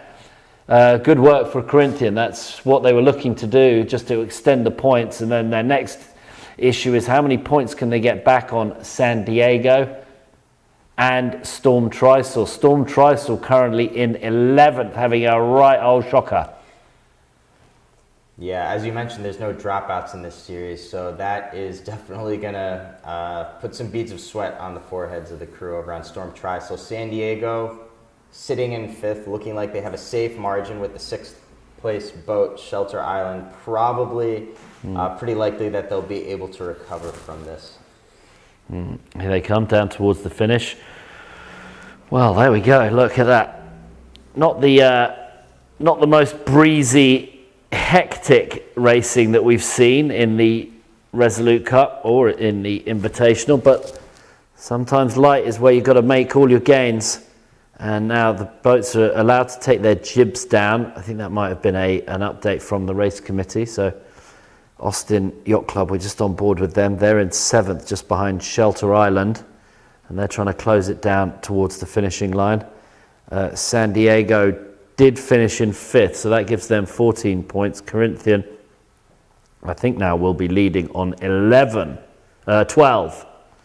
Corinthian on 12. We're going to get the official results for you because my maths ain't so good, and Mrs. Grabopple will be able to tell you why. Very good. Austin Yacht Club on board with them right now. Everyone coming down towards the finish. The final finish is on their way.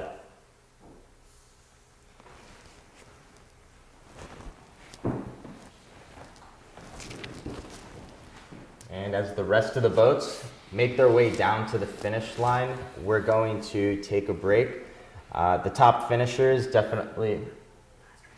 Okay, we're just getting updates from the race committee. Yeah, I just got an update. This will be the last race of the day. So that is all for our live coverage. This is Francis George here in the studio with Andy Green, Katie Nastro on the water.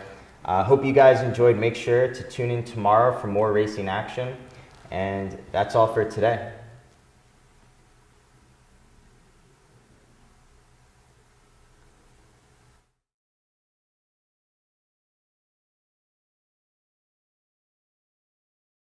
The 2022 Resolute Cup is sponsored by RS Sailing, the manufacturer of the RS 21 and other fine sailboats, as well as Helly Hansen, Safe Harbor Marinas, and Hammett's Hotel.